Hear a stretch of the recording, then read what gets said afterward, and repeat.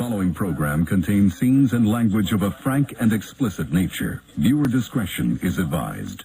In 5, 4, 3, 2, live now. Don't know, Mike. I don't know what you're talking about. See, everybody's he's a macho. Savage, you're listening to Mike Trash, trashtalkingradio.com. The best in the business. Say it to macho. Wrestling fans throughout radio land, listen to Trash Talking Radio at trashtalkingradio.com. Every Tuesday from 7 to 10 o'clock, you hear guys like myself, the you gammon giant come on.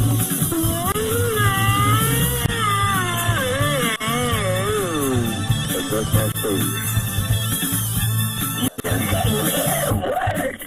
To describe the Trash Talking Radio Show from 7 to whenever we get done is by using a screwdriver. Track, roast, beef. This is Motivation, the other half of the rock and wrestling connection. That's the trashy one and the loony one together forever.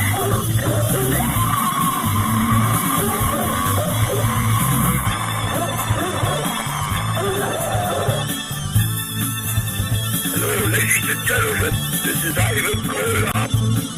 I'm here to tell you about Mike Talking Trash. With the trash, 7 to 10. Tuesday nights, you got to listen in. It's the best around, the best in town.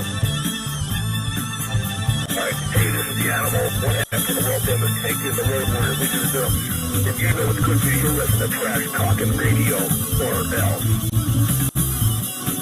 Everybody, you're watching Trash Talking Radio. This is Hulk Hogan. What do you got to say about Trash Talking Radio? Well, I gotta say that I just bought Trash Talking Radio. You're out of the picture, dude. This is my show, and you better watch because what you gonna do when Hulk Hogan's brand new Trash Talking Radio runs wild on you? This is the Vital Idol, and you're listening to Trash Talking Radio every Tuesday from 7 to 10 on trashtalkingradio.com. And remember this, when the Vital Idol tells you, it's got to be true. And when it's on the internet, it's got to be real. It's Trash Talking Radio every Tuesday from 7 to 10. I am the top of pop, the king of swing, the international rock star, way above par, the host with the most, Mr. Tuesday Night, the Vital Idol, Classy Mike Trash, and thank you very much.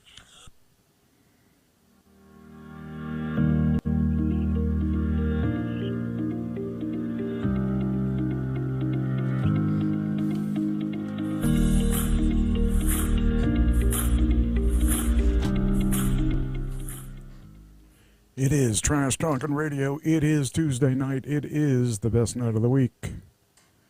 And here we are. Welcome back to the show. Welcome. Good to be here. It's good to be here. Yeah, missed you last week, man. Had to do all the work. 7 hours in the ER was not fun. Oh, I hate doing that. I remember those days when I had to do things like that. That was not fun.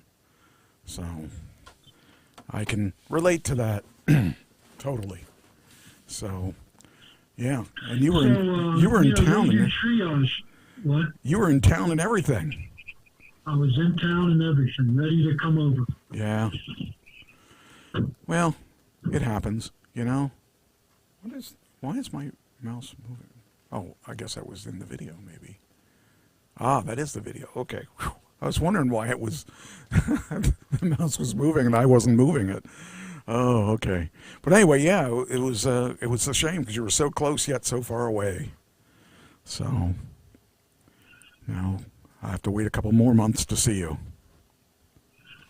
So anyway, it's good to see you back. It's good to. I hope you're feeling better. I am feeling fine. That's good. Because we got a makeup date here. We got 2 weeks of I'll skip some of these since some of these probably won't. You won't know who they are probably anyway. So, but we'll get started on this. Did you ever watch House? Yeah, I watched House. I liked House. Okay, good. That means you know one that I don't know, and that's him. That's Hugh Laurie. He's got to be 70s, 73. He's actually 67. 67. I had no idea. I didn't know if he was older than me, younger than me. I didn't know where he came in, but I for some reason I think everybody's older than me. when they're my age, I think they're older than me. Do you know who Peter Dinklage is? No. Did you watch Game of Thrones? No. Oh, okay. It's him. He had a birthday too, and he's been in a couple other things. 52. That's good. 57. Yes, that's good. Jimmy Yang. I don't know if you know him or not. He's a comedian. Pretty funny guy. No. He's only 39. Adrienne Barbeau. I will tell you, she's aged fairly well for her age. Yeah, I recognize her, but I can't tell you where I know her from. What was it? Not Cagney and Lacey. She had that what was that? Barbarana? No. She had like a barbarian thing when she was younger, I think. I kind of remember her from the 80s. I can't remember what the name of the show was, though. That was the only thing and plus she has big boobs, so it's hard to not remember her. But she's been around for a long time. I'm going to say 68. A long time. Okay. I'm going to say 76. A long time. Wait, this looks more like her probably today. 82. There you go, 81. That's good. Did you ever watch, what was the name of that show? Not Kramer. He was the psychiatrist. Yeah. Yes. Okay, so Thomas Hayden Church's birthday is here. Oh, wait. Oh, that's not who I thought it was. No, not wrong. I'm sorry. He is from Wings. For some reason, I thought he was the brother on that other one, Wings. 55. This is what he looks like now. That's what he looked like when he was younger. This is what he looks like now. Wow, a big difference. 69. Good, 66. Yes. Okay. Will Forte from Saturday Night Live and other things. He looks like this now.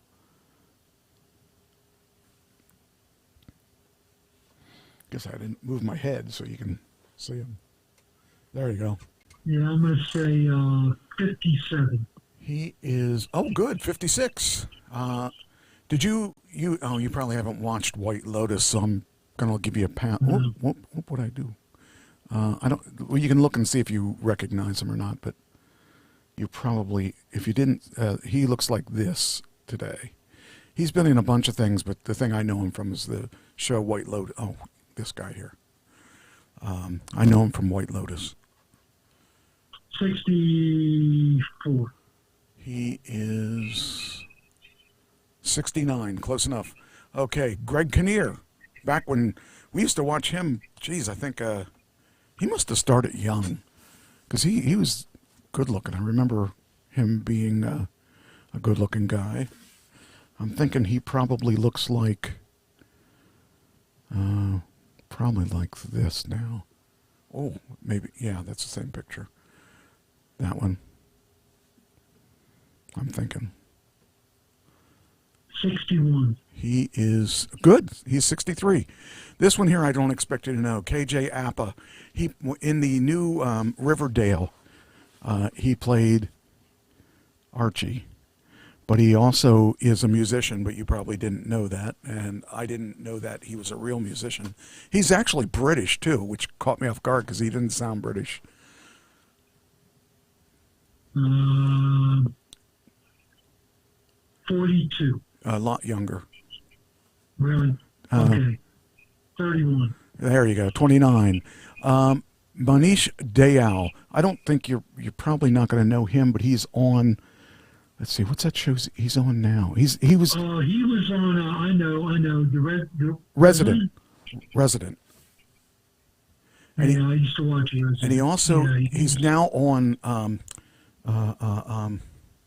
Chicago MD, I think.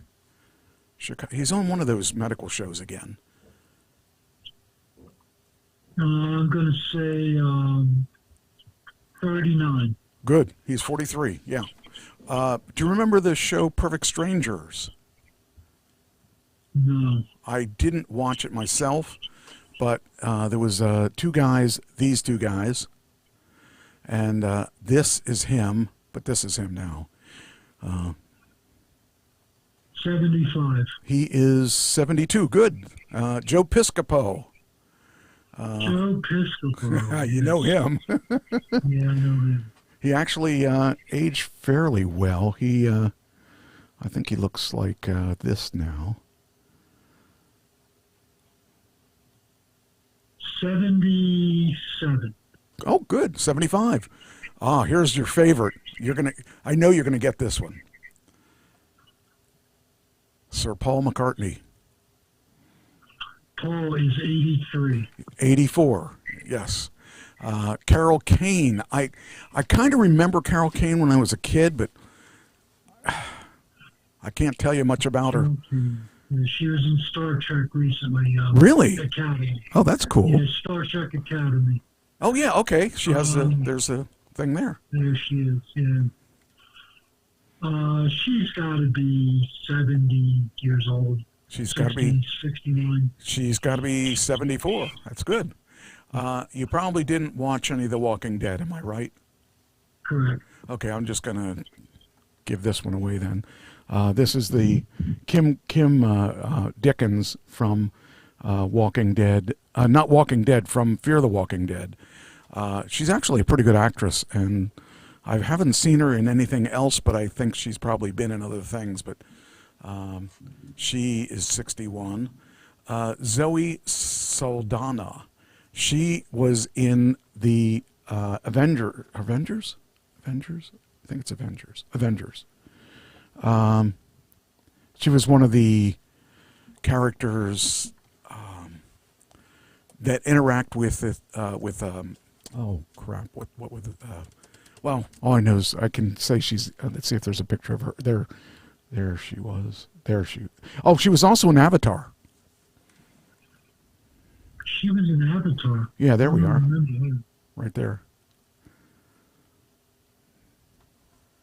Oh, yeah, okay. I'm going to say 42. Good, 48. Kathleen Turner. Isn't she married to Michael Douglas or something like that? She might be. That's what she used to look like. Yeah. I guess she looks more like this now. Wow, she, Yeah, she didn't age well. Yeah, age did her no good. Wow, that's really a shame. I never thought of her with a walker and everything. 78. She is 72. That'll work. Felicia Rashad, Mrs. Huxtable. And also in the Creed movies. I think she probably... Oh, that's probably... Yeah, that's what she looks like now.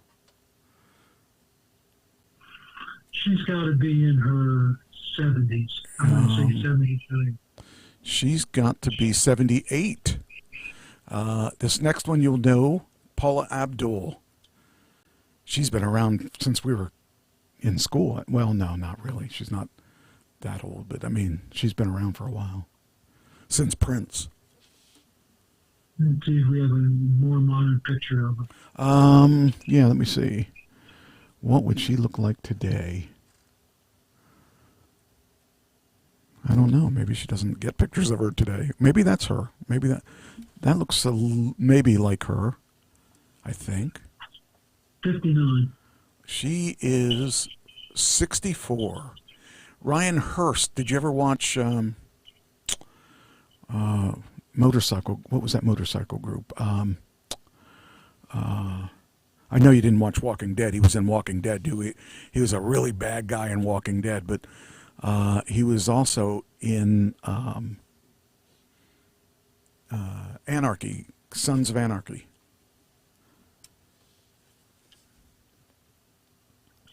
67. He is 50. That beard that beard makes him look older. Ages him, yeah. I wouldn't keep that beard if I were him, because that does make him look old. Because he's a lot younger than me, and I look younger than him. Meryl Streep. 90. No. 77. Bruce, did you ever watch? Did you ever watch Evil Dead? No. Okay, Bruce Campbell has a new movie coming out, and it's an Evil Dead film. And in Evil Dead, the TV series, he had a chainsaw for a hand because one of the zombies ate his hand or something like that. That's what he looks like today. He's 68. Did you ever watch Scrubs? Yeah. Okay, Donald Faison. Yeah. They rebooted that show, and I like the reboot. Yeah, it's funny. It was a funny show. Yeah. I'm going to say he's probably 55. Close enough, 52. And lastly, but not leastly, girls just want to have fun. Cindy. That's probably her today. Cindy's got to be 63. She's got to be 73. 73, wow. Well, think about it. That came out She's been on a long time, yeah. Yeah, I mean, that came out, I think, somewhere in the mid-'80s. So, yeah. Because it came out for WrestleMania. So, anyway, that's it. That's all of them. Did pretty good. Let's see. Let's wait. For guessing on most of them. Yeah, I know. That was a lot of them there, too. But you actually, I think you got just about all of them. Well, there were a couple you missed, but there was really very few. All right. The next thing I had on my agenda here was, it was When We Was Fab. It was talking about a brief introduction to the Beatles and all that because of Paul's birthday. It's said here, the intense fandom called Beatlemania began in the UK in 1963, didn't initially translate into success in the United States. However, eventually the band gained traction and then exploded after 64 at the Ed Sullivan Show. I'm sure you already know all this stuff because you were a big fan. It says, although the band's recording career spanned a little over 7 years, they released astounding 13 albums in 7 years. That's a lot. Among them were the Rubber Soul album, 66 Revolver, 1967 Sgt. Pepper. My brother was a big fan of theirs too, and I don't know, I just never really got into them. Let's see, though throughout the 60s, the band's American labels released different versions of the band's British albums, sometimes positioning them for an American audience and sometimes repackaging pre-existing recordings to capitalize on the band's popularity.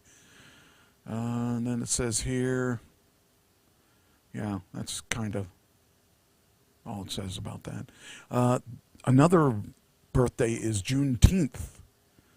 And you know, the thing about Juneteenth is that was a holiday that I think, unless we didn't know about it, us being the white people, it was relatively, within the past 20 years that I heard of it. It hasn't really caught on until recently. Yeah. And then they have a history of Juneteenth in photos. So it's been around, I guess, forever in the culture, but not with the white people. We just didn't know about it. In June 1865, Major General Gordon Granger arrived at Galveston, along with 2,000 federal troops to occupy the former Confederate state.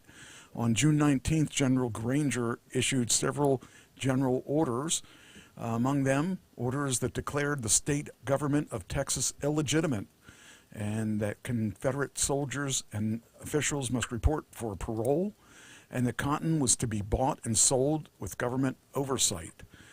Government Order Number 3 pertained to the institution of slavery in Texas. The full order reads, "The people of Texas are informed that in accordance with a proclamation from the Executive of the United States, all slaves are free.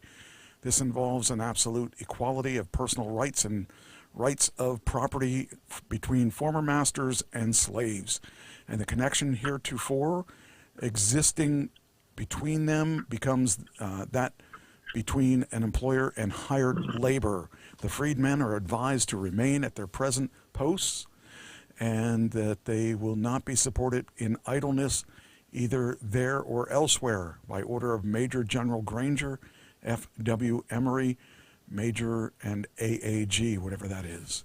The order was delivered to enslaved African Americans in Galveston 2.5 years after the Emancipation Proclamation was issued in Washington.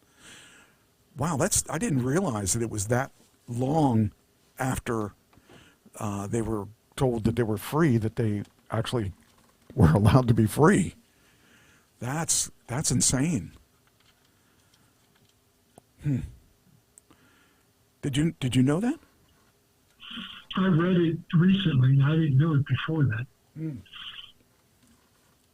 See, I had no idea what Juneteenth what Juneteenth was all about. I just knew that it was something to do with that. I didn't have any idea what it was, But here's some of the some of the names and shippers or owners. Jeez, I mean, that's just insane. That our people, that it was like this. It's. I mean, here we are, many years later, but it's just, I just can't imagine what that was all about. I mean, that we could that as a country we got away with that for so long. It's just amazing to me that was the situation. So I'm glad that's not a situation now, but still there's not really the equality that should have been, should be what it's still not where it should be, is what I'm saying. No, all this time and it's still not where it should be. Yeah. But it's better than it was, but, It's better than you ask. But it's still not, it's not enough. So I just kind of thought I'd talk about that since that was this weekend, I believe. All right, now that's done. Okay, now we move on to the next area.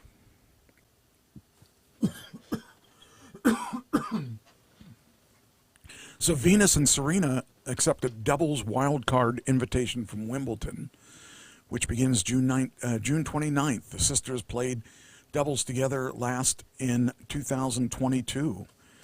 That's kind of cool. They've been they've been trying to retire. I guess you never really retire, though. You probably keep going. And let's close some of these windows here. We had too many birthdays.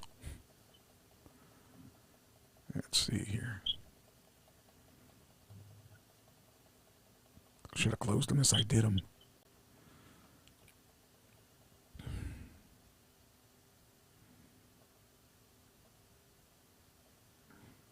Okay. So Venus and Serena playing among Wimbledon wild cards. That's kind of cool. I mean, they've been playing a long time. Serena's 44. So that's old in tennis time. That is old in tennis. The one guy that I used to work with at my former day job was a professional tennis player at one time, and he was just in his maybe late 30s, and he was told, you know, he was old. But I guess it's a young person's game. But yeah, it's kind of cool. They're going to compete in the ladies doubles at the championships 2026. So that's kind of neat. U.S. sprinter Noah Wiles clocks the best 150-meter sprint at 14.67 seconds. I don't even know if my car can go that fast. Yeah, there he is. Well, there he was. There he is. 14 point. That's a fast guy there. So hopefully he does well in the Olympics. The Recording Academy reveals 5 new categories for the 2027 Grammy Awards, including Best Asian Pop Music Performance. I don't know how many. I don't think I can name any Asian artists.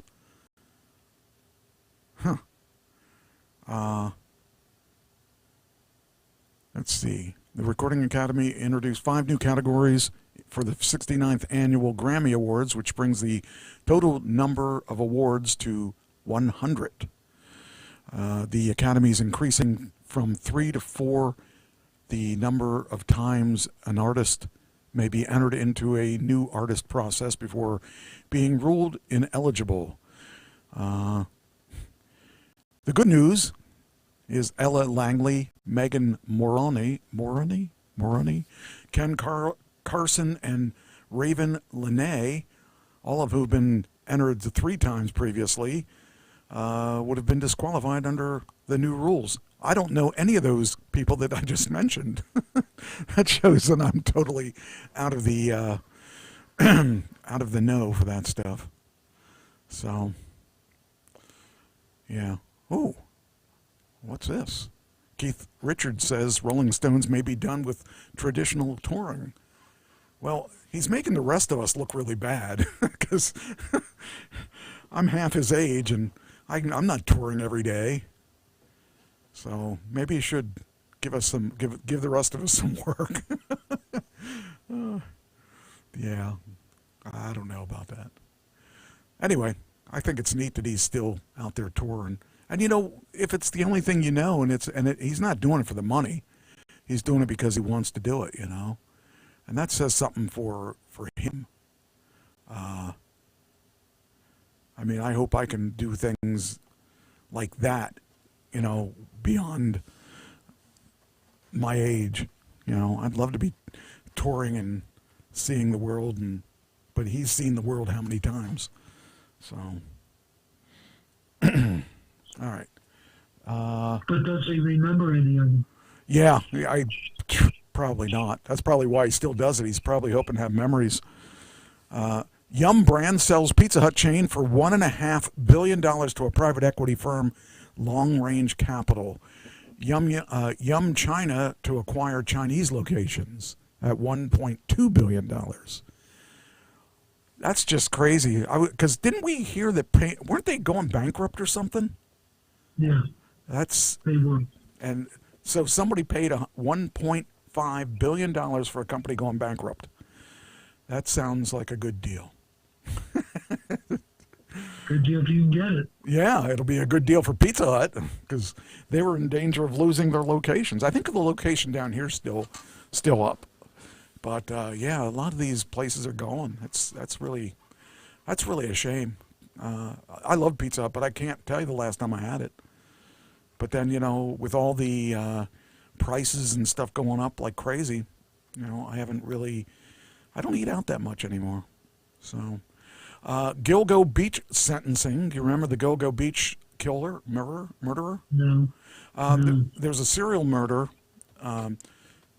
His name is Rex Howerman. Was sentenced to life in prison without parole. 62-year-old former architect admitted to killing 8 women from 1993 to 2010. Their remains were discovered in or near Gilgo Beach on New York's Long Island. Many of the victims were sex workers with whom Howerman had made plans to meet. While police discovered the remains of the 4 victims in December 2010, it took over a decade for them to link their deaths to him. Ultimately, investigators zeroed in on Howerman from a witness description and cell phone data, and were able to match DNA from a discarded pizza crust near his Manhattan Manhattan office, and hair found with remains. Howerman was arrested in 2023. His series of killings is the subject of multiple media adaptations. So even Peacock had a thing on it. So, yeah, I remember that. I didn't remember how long ago it was. I did remember the publicity that that took, and I'm glad that they actually caught him. And it's a shame that it took them so long to catch it, because I mean those women were killed a long time ago. There's a new device out. It's electronic nose. How would you like to have an electronic nose? You put it in your refrigerator, and it will link. It's linked so it'll tell you what food is spoiled and have common allergens. Developers say technology could one day be integrated into refrigerators. That's kind of cool. I don't have a good nose, so I couldn't really. I could use one of those. World Cup visitors are losing their minds over certain American foods. What do you think? Any of them? Do you have any idea? No. Well, probably specialty foods. Well, not. I mean, to us, it's not. It's from ranch dressing that converts Swedish fans on the spot to Carolina ribs. that a Scotsman says ruined all other meat forever. Oh man! And I think July 17th is the last day of the finals, and that's when my commercial should be on, hopefully. So I'm excited about that. So, but anyway, yeah, that's what the. Are they going to tell you when it's on? Probably not. I probably have to watch and try to find it. But I'm excited about it. It'll be kind of cool. Here we go. This is something I thought you'd appreciate. America's favorite fast food chains. What do you think made the top quick service restaurants in 2026? Favorite. Chick-fil-A, probably. Chick-fil-A is number 2. I know what number 1 was.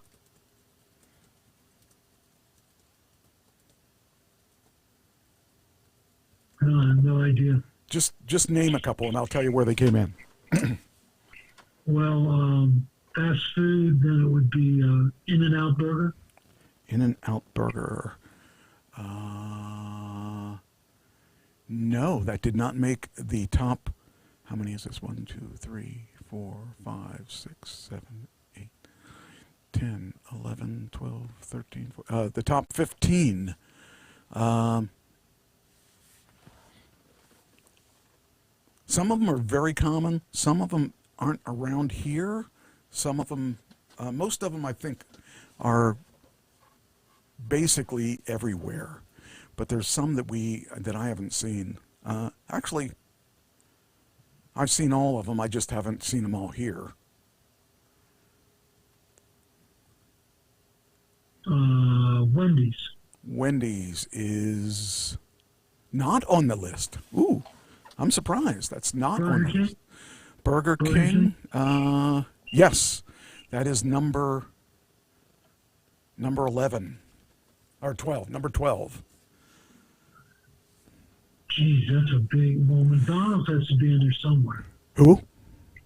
McDonald's. McDonald's is not in the top 15.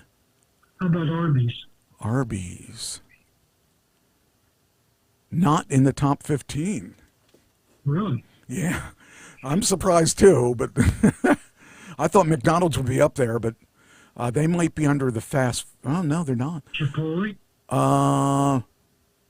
No. We don't have any of those around here. No, what's the list then? Okay, the top one, number 1 is Jersey Mike's, which I've never. Oh, okay. I don't think. Well, actually, I've had Jersey Mike's once. No, I haven't had Jersey Mike's. I had Jimmy John's, which is number 3. Number 4, Panda Express. Number 5, KFC. Number 6, Papa John's. Number 7, Pizza Hut. Number 8, Domino's. Number 9, Raising Cane. We just got a Raising Cane around here. 10, Starbucks. 11, Subway. 12, Burger King. 13, Culver's. 14, Dunkin'. Culver's. Oh, and is it 16? I guess there's 16. Caesars, Little Caesars. Then they have top 5 chicken places. You'll get these. You'll get one of these at least. The Chick-fil-A. Well, KFC and Chick-fil-A. Chick-fil-A is number 1. KFC is number 2. Then Raising Cane has to be on That there. is number 3. Okay, and then Popeyes. Popeyes number 5, and number 4 is Wingstop. Then the top Wingstop. 5 sandwich places does have Arby's. Has Jersey Mike, Jimmy John's, Subway, and Arby's. Pizza places. Actually, we named all of them. Papa John's is number 1. Isn't that the one that Shaq bought or something? Oh, no. He bought one of them. I don't remember. Pizza Hut was number 2. Number 3 is Domino's. Number 4 is Caesars. Top burger places, Burger King, Culver's, Sonic, which we don't have around here, Wendy's, and Five Guys. So no McDonald's anywhere. So now I'm not saying that's not the number 1 as far as income. I'm just saying top 5. So there we go. We got them all. I just thought that was interesting because, a lot of these I would have, like, where are these guys that we talk about, why aren't they in it? So I just kind of found that very interesting. So Chick-fil-A had been dethroned, according to that's what the article was. So apparently Chick-fil-A had the top spot for a long time. Okay. And we go on to, so this happened to me this weekend. I got pulled over. And I was on the turnpike.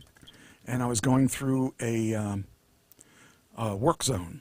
So I made sure I was going the right speed. So as I'm going through, I thought, there's a cop car. Kept going. And it's like, all of a sudden I saw these lights going on behind my, I thought, well, I'm not speeding. I don't know what he's pulling me over for. So I got pulled over for a bad registration. And I said, I just bought this car in January. How could I have a bad registration? And he said, well, your registration expired January 31st. And I said, really? Are you sure? And I said, I thought we renewed that when I got the car. And we pulled out my card, and sure enough, I've been driving on an expired registration since January. And the guy was really cool about it. He goes, he said, I'm not going to write you up. I'm going to write you a warning. Make sure you take care of it. And because I said seriously, this is really crazy because I buy a $100,000 car. Do you think I can't afford the registration? He laughed. And so, I mean, he looked around. There was nothing, he said, look, it was just an oversight. I'm sure you'll, if you promise me you'll get it taken care of when you get home, I'll write you a warning. I said, that's no problem. But this article, I saw this article and I thought, well, that's really interesting because he wasn't looking for anything in particular, but license plate cameras are just about to start tracking a lot more than just your car. So the guy he was tracking license plates, and he saw that I had an expired plate. So that's why he pulled me over. But this is really not really what this article's about, but really what this article's about is that this plate, they're going to be able to really soon, they're going to be able to track you because of your plate. Hold on, let me let this put ads so that I get this article here. Okay, so what they will do is, it says a company has found a new way to track your car and you without a photo of your license plate. The new technology uses digital fingerprinting to capture identifiers sniffed from devices in your pockets, on your wrist, or microchips in your pets. These tiny sniffers can be installed without a camera, meaning they can be deployed off-road in places like train stations. Automated license plate recognition systems have gotten a lot of flack from privacy activists, and rightfully so. Well, this is going to be really weird because what's going to happen is everything that's attached to your phone will be a tracker on you. Like your earbuds, your anything that you know, for me, my phone runs my car. So they'll be able to actually go through and track, you know, as you're walking, they'll figure out who you are and all that stuff just from all the things that they can track off of you. It's kind of scary in a way because you have a digital fingerprint that's going to be everywhere. In fact, it will be able to figure out what your fingerprints are. It's really strange. It's just here's the process: as the devices emit signals, signal trace captures them and correlates them together, along with LPR data if present. The data collected shows what group of devices are traveling together. As part of the investigations, algorithms can determine which specific mix of devices are predictably moving together. The specific mix of devices linked by common timestamps and locations are described as electronic fingerprint and can aid in the identification of suspects or witnesses. For example, 70 cars in 100 may contain iPhones. Only one will have an iPhone 13R 13 revision 2, an Audi radio, a pair of Bose headphones, a Garmin sports watch, a key finder, and a license plate ABC1234. A collection of data represented by these specific things is an electronic signature. So from all that information, they can determine who's in the car and who's doing what. So that's truly an invasion of privacy to a point where it's scary, because they can actually figure out who it is. Like that cop. You know, even if there was a law against it, they're going to use it anyway. Yeah, they just won't tell us. So that that cop that pulled me over, if he had that information, would already know before he opened the door, before he knocked at my window, who I was, just by the devices that I carry, the phone that I have. So, yeah, that's kind of scary. But in the same sense, if you don't have anything to hide, it's not a big deal. But I don't really care that they know who I am because I'm not doing anything illegal. And so they therefore won't be pulling me over unless there's something they want from me, like my registration card. So, you know, in that sense, I'm not really as freaked out about it because I really don't think that I'm going to have any issues with them. But it did bring up, I mean, that's what started this whole thing, is that I, you know, got pulled over with a... Now, the overhead tracking system on the turnpike, is it functional now? Oh, yeah. Oh, yeah. That's why I make sure that I slow down at those things. And because I actually was over 1 mile an hour and got fined. So now I try to stick with the right speeds at those things. That way I don't have to worry about it. But those kind of things, you know, it's kind of something you got to keep in mind. Even if you aren't a criminal, they will know everything about you before they pull you over. And, you know, in one way that's good because let's say someone stole my car. And let's say the cops are following my car, but they get a digital information for someone who's dangerous and has a gun. You know, that's one thing to keep in mind. It is good for the police to know who's in that car so that they're safe when they go to get the information and stuff. So they aren't just shot at and killed for, like, I've seen a lot of the investigations where the cop was killed when they pulled up and, you know, just got shot by the guy driving the car. So that is one thing to keep in mind if they know the person's, you know, a problem. So, hold on, I want to move this to the other folder here. Put this in the other folder. Talk about that when we get to you. All right. I try to keep everything somewhat organized, and sometimes they get in the wrong folders. All right, then we go back to this. All right.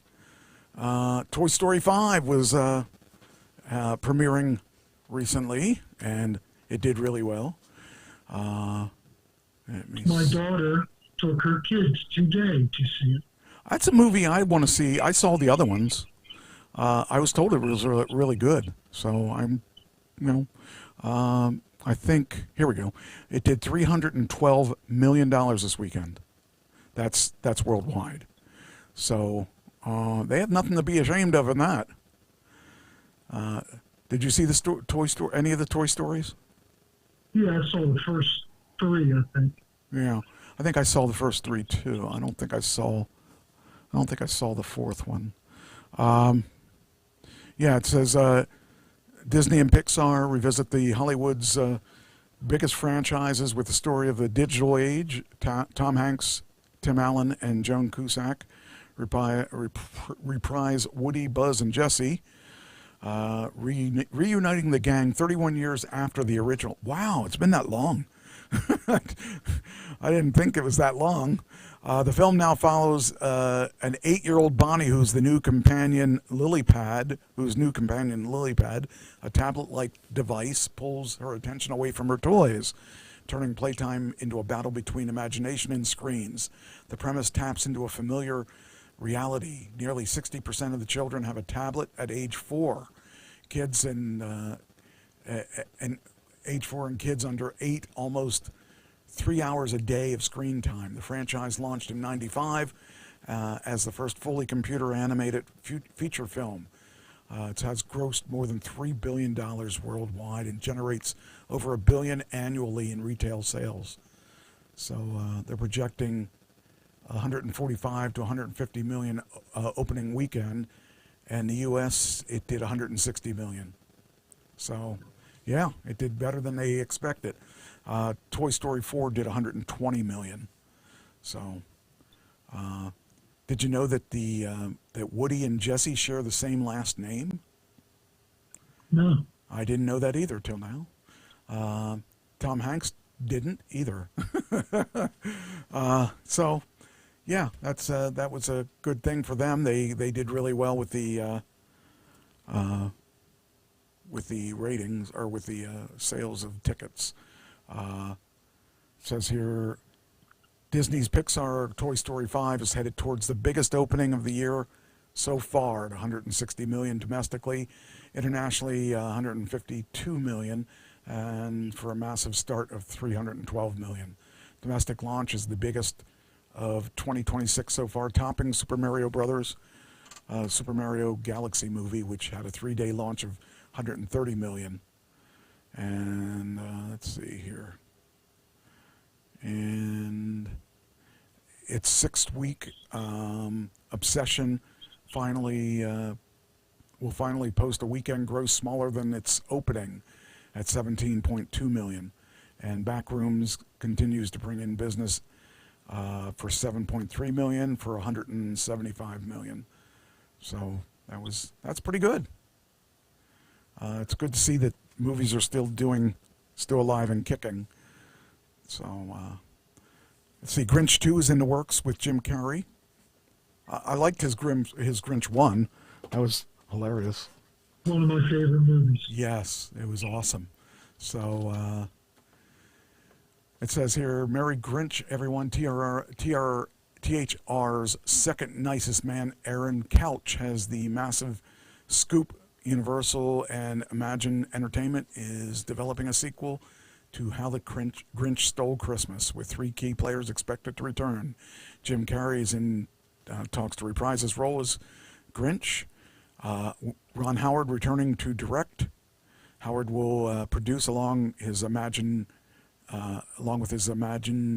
Entertainment partner Brian Grazer, and the untitled sequence will have a script by Alec Berg, Jeff Schaefer, and David Mandel. The trio also worked on the 2003 adaptation of The Cat in the Hat, which starred Mike Myers. So that's kind of cool. I think I'll watch that. Well, I know I'll watch that. I like Jim Carrey. Jim Carrey, when was the last time we saw Jim Carrey, though? He's been quiet.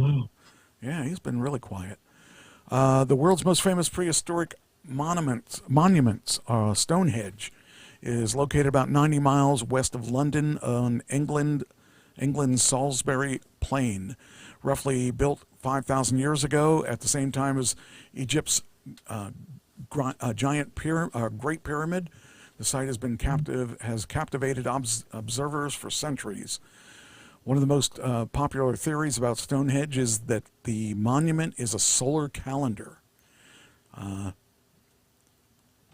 know very little about Stonehenge because I don't think anybody's ever really done anything on them. But its massive stones, some weighing up to 30 tons, were arranged with a remarkable precision, indicating sophistication, planning, and deep cultural significance among their builders. Archaeologists believe the stones were moved over a generation using wooden rollers, sleds, and rafts, along with coordinated human labor, and then raised into place with levers and ramps. So that's, when you think about it, back in that day, how did you move? I mean, think about the Great Pyramids. How in the world were they built? They didn't have machines. With such precision that the joints are just incredibly straight. Right. It's really weird, and that's what made me start thinking about maybe there were people here before, maybe there were other aliens. That's where I started believing in aliens, because I started thinking, how could they do that? Because there's no way they could move those big stones onto that pyramid, especially as high up as the pyramid is. And even with the with their sleds and rafts and their rollers and stuff like that, those, in just the pyramids, those rocks and stuff, they're really big rocks, right? Right. Yeah. Huge. So it kind of makes me wonder how they really actually did that. Same with Stonehenge, because those things are a lot heavier than any man could ever lift. So I can't imagine. So they have it says here, the site's purpose remains debated. Burials, ritual gatherings, alignments with the midsummer sunrise and midwinter sunrise suggest Stonehenge functioned as both a ceremonial center and astronomical marker. Today, Stonehenge is visited by over 1 million people each year, from tourists and researchers to modern-day druids who gather to mark the solstices. The connection between the druids and the Stonehenge stems from a historical misconception. The solstice has been celebrated globally for millennia. Then it says there's also a story about police crackdown on Stonehenge festival in 1985. Stonehenge may have functioned as an echo chamber designed to keep ceremonies secret from outsiders. A 4,000-year-old timber circle discovered on a remote UK beach is nicknamed Seahenge, despite technically not being a henge. I don't know what a henge is, so what do you know what a henge is? No idea. Well, I don't either. Somebody should look it up. Yeah, that should be a. Let's look it up and see if we can figure out what a henge is. We should ask AI. May get too technical, but anyway, let's see. What is a henge? See if it tells me. Oh, I spelled it wrong. A henge is a prehistorical circular or oval network monument built during the Neolithic or Bronze Ages, roughly 3000 to 2000 BC. The defining feature of henge is an arrangement of a raised bank on the outside and scooped ditch on the inside, which encloses a flat area. While Stonehenge is the most famous example of these structures, archaeologists classify henges by their earthen layout rather than their presence of rocks. Several key characteristics define a henge. Okay, so basically, I guess that tells us what a henge is. See, this you got to be careful in this show. You might actually learn something. So, yeah, so that Stonehenge thing I thought was kind of cool. Have all kind of bizarre things to talk about this week. Let's see.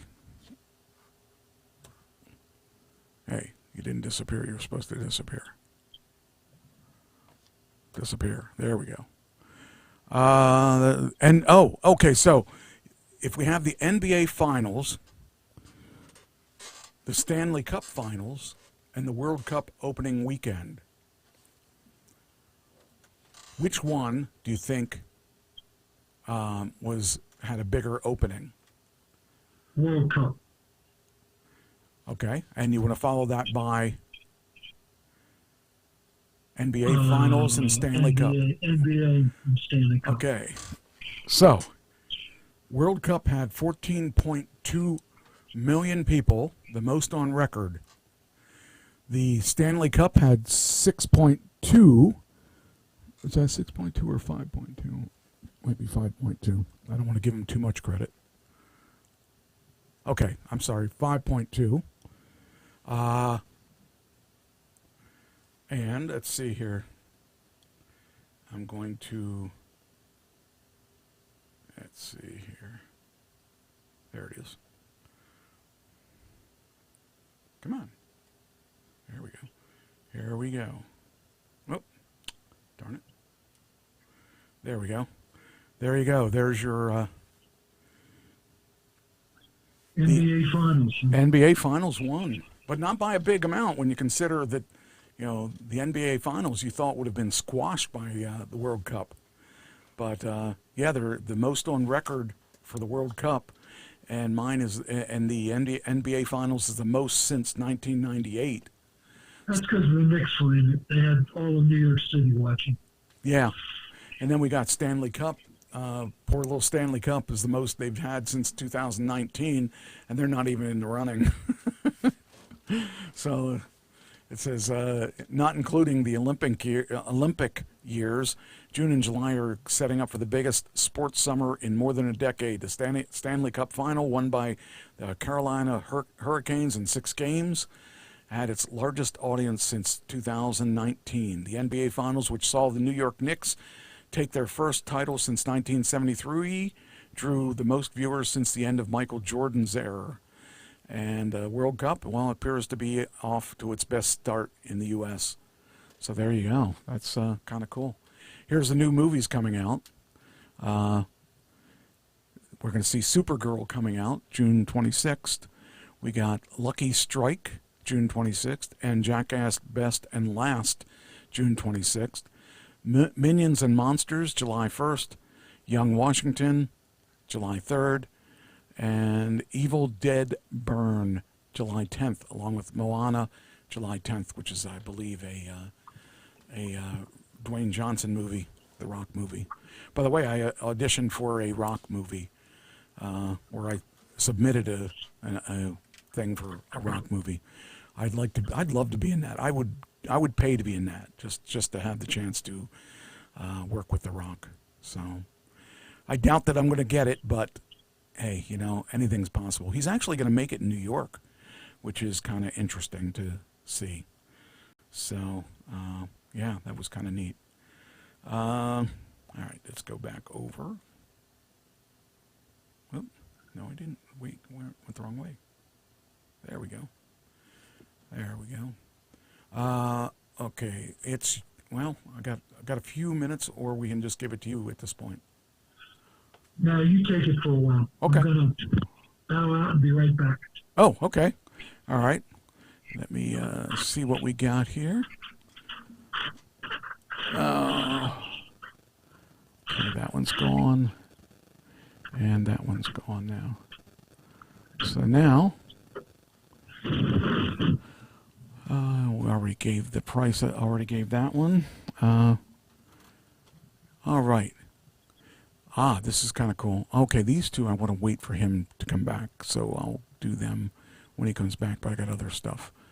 Actually, all three of those, I want to talk to him, want him to be back here.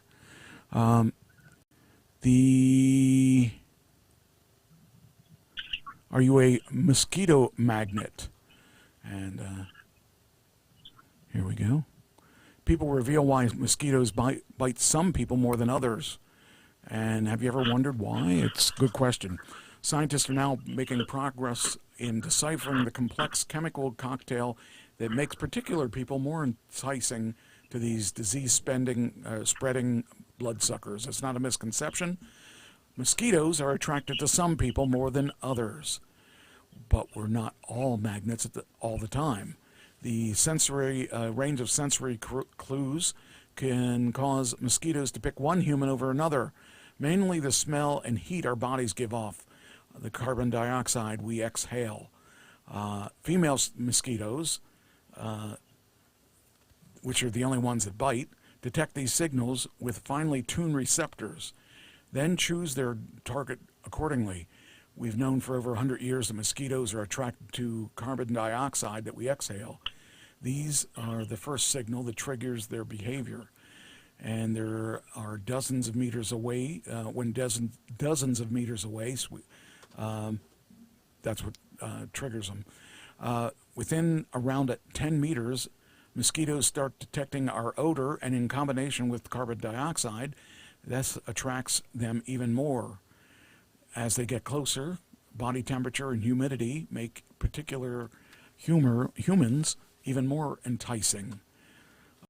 However, some popular theories on this subject don't hold water. The idea that mosquitoes prefer particular blood types has no scientific basis. There are some studies, but only involving very few people, he said. Nor is it related to skin, eye, or hair color. Odor, on the other hand, greatly matters. A soup of molecules produced by our microbiota is more or less appealing to mosquitoes. Humans release 300 to 1,000 different odorous compounds, the research has shown, but scientists are just beginning to understand which ones attract mosquitoes. Researchers released Aedes aegypti mosquitoes, known for spreading yellow fever and dengue, or I don't know how that's pronounced, on 42 women in a lab.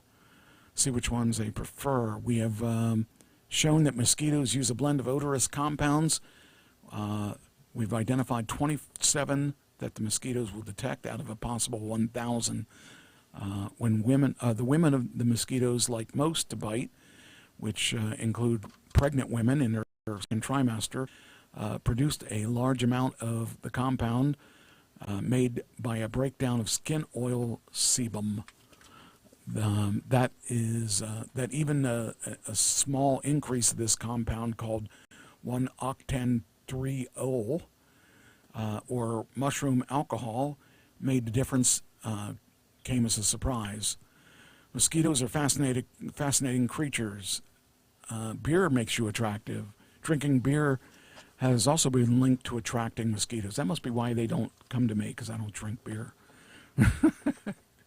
Because it raises body temperature, increases the amount of exhaled CO2, changes skin odor, and for standardized research conducted in Burkina Faso, some brave volunteers drank beer, then several days later water, to see which mosquitoes preferred.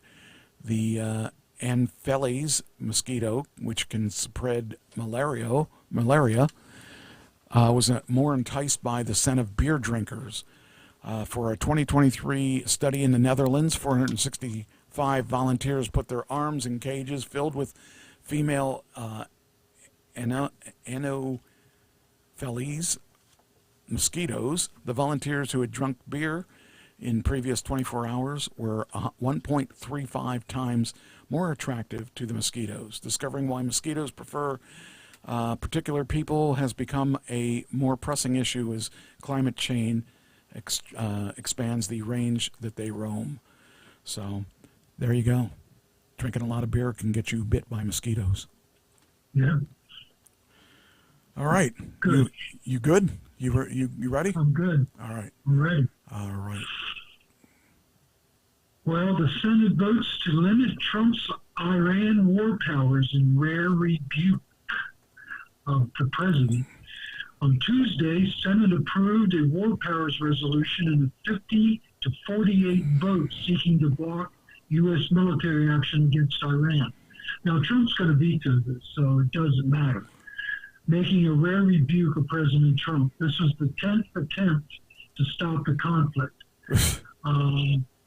There were 4 Republican senators, Lisa Murkowski, Susan Collins, Rand Paul, and Bill Cassidy joined the Democrats in the vote, with one Democrat, John Fetterman, voting against the measure. Interesting. Yeah, my buddy Fetterman. Yes. He voted against it. Trump labeled the dissenting Republicans as grandstanders and their action unpatriotic. The president is visiting Capitol Hill this week to meet with GOP senators with internal pressure over his Iran deal. Okay. 1 in 4 Americans believe the Iran war was worth its cost. Really? Only 24% of Americans in this new Reuters poll believe that it was worth the cost, with 63% doubt that it was worth anything at all to be in it. Now, let me ask you a question before you go on. Which side are you on? I'm on the 24%. Okay. I don't want Iran to get a nuke. Okay. So I see it as a valuable thing. Do I like it all? No. Do I think every decision was right? No. Do I think it's gone on too long? Yes.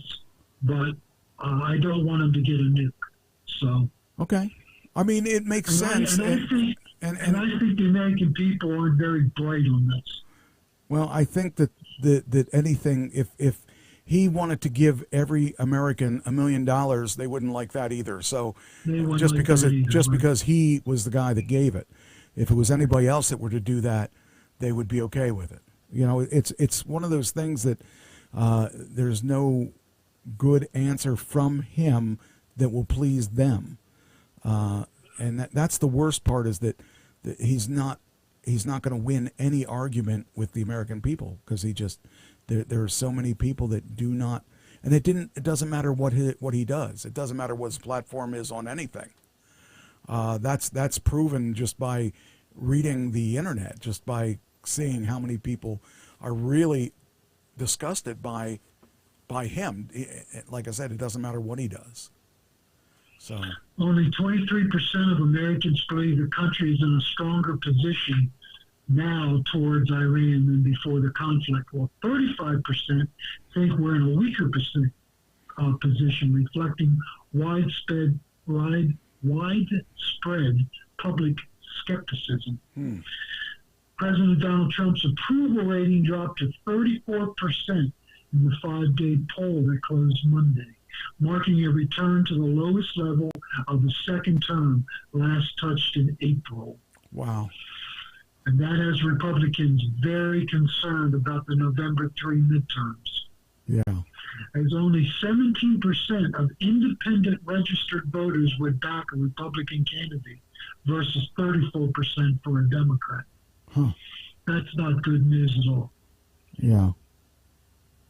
So, U.S. and Iran agreed on a roadmap to a final deal and plan to end military operations in Lebanon. Wow. Both sides agreed to a 60-day path to a final deal and for a deconfliction cell to prevent Lebanon's fighting from derailing the talks. Lebanon is a war ground for Hezbollah, which is an Iranian proxy, and Israel. They fight in Lebanon. Okay. Lebanon doesn't have the power to expel either Israel or Hezbollah. So Lebanon just has to put up with it. Right. I do have a, hold on, I do have an article here. Wait a minute, let me see. There we go. I knew I had something on that.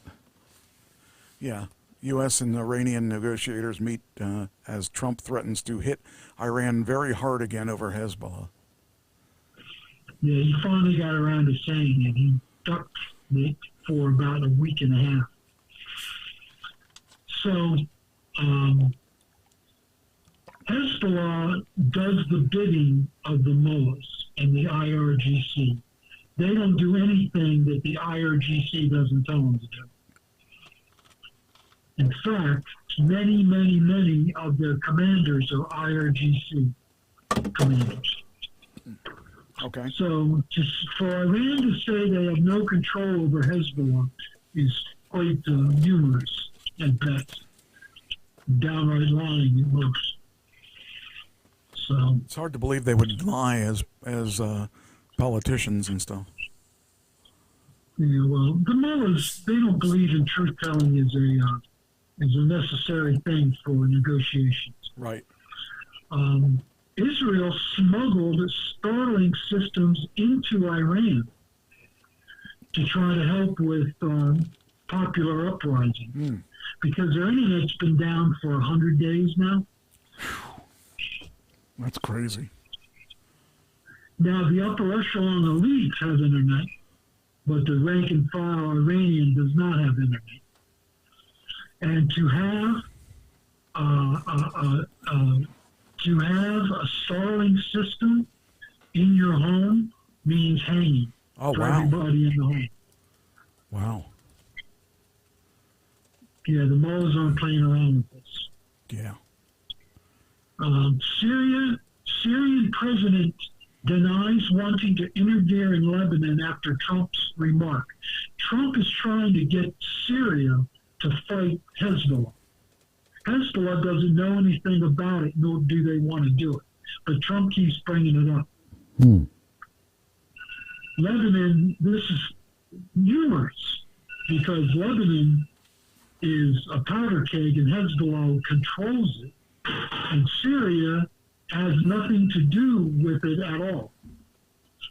And Trump keeps saying he's going to turn the war over to Syria if Israel can't dispatch of Hezbollah. He's going to turn it over to Syria. And Syria goes, what? What are you talking about? We have nothing to do with Lebanon or Hezbollah.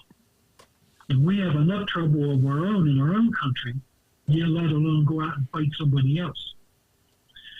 So what Trump is talking about, nobody has any idea. Iran has tentatively agreed to let nuclear inspectors back in the country. Now, here's the problem. Vance says that they've agreed to do that. The head of the delegation for Iran says no such deal was made. Wow. So we don't know what happened. But this has been happening in these negotiations. Vance and Trump say one thing, and then the mullahs say something else. They can't seem to be on the same page on anything. Yeah, right. But if the IAEA, which is the Atomic Energy Agency, can get inspectors in, and if they're free to go anywhere in the country anytime they want, that is a major win. What happened last time was that the IAEA inspectors were told where they could go, how long they could stay there, and when they had to leave. So they were directed by Iran where to go. They weren't free to pick their own sites. So they would say, I want to go here because I think there's centrifuges in operation over here. And Iran would say, no, you can't go there. Now, how can you have inspectors if they're not free to travel Iran and go wherever they want to go? That's what you need. You need the freedom of the inspectors to inspect anywhere in the country that they think they need to inspect. That's the deal that Vance and Trump want. Whether Iran will give them that is a big question. That's a huge question. So Iran chief negotiator says the Strait of Hormuz will be administered by Tehran. That is not the agreement Trump wants. Trump wants the Strait of Hormuz to be totally free, international waters, controlled by the UN at the very least, just the UN. Because it's international waters. Iran says that they're going to control it. That's a big problem in these negotiations. Because that is against what the United States wants. Right. See, there's a lot of problems in these negotiations. Iran is not being very compliant in these negotiations. That's a big surprise. So there's a big surprise, right? Yeah. Okay, in Europe, the Ukrainian-Russian war, Ukraine strikes Russian missile electronics plant with cruise missiles.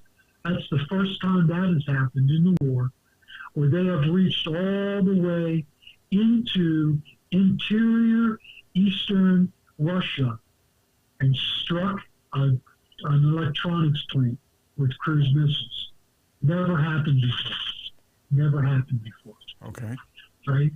Ukraine attacks prompt Russian-held Crimea to halt civilian gasoline sales.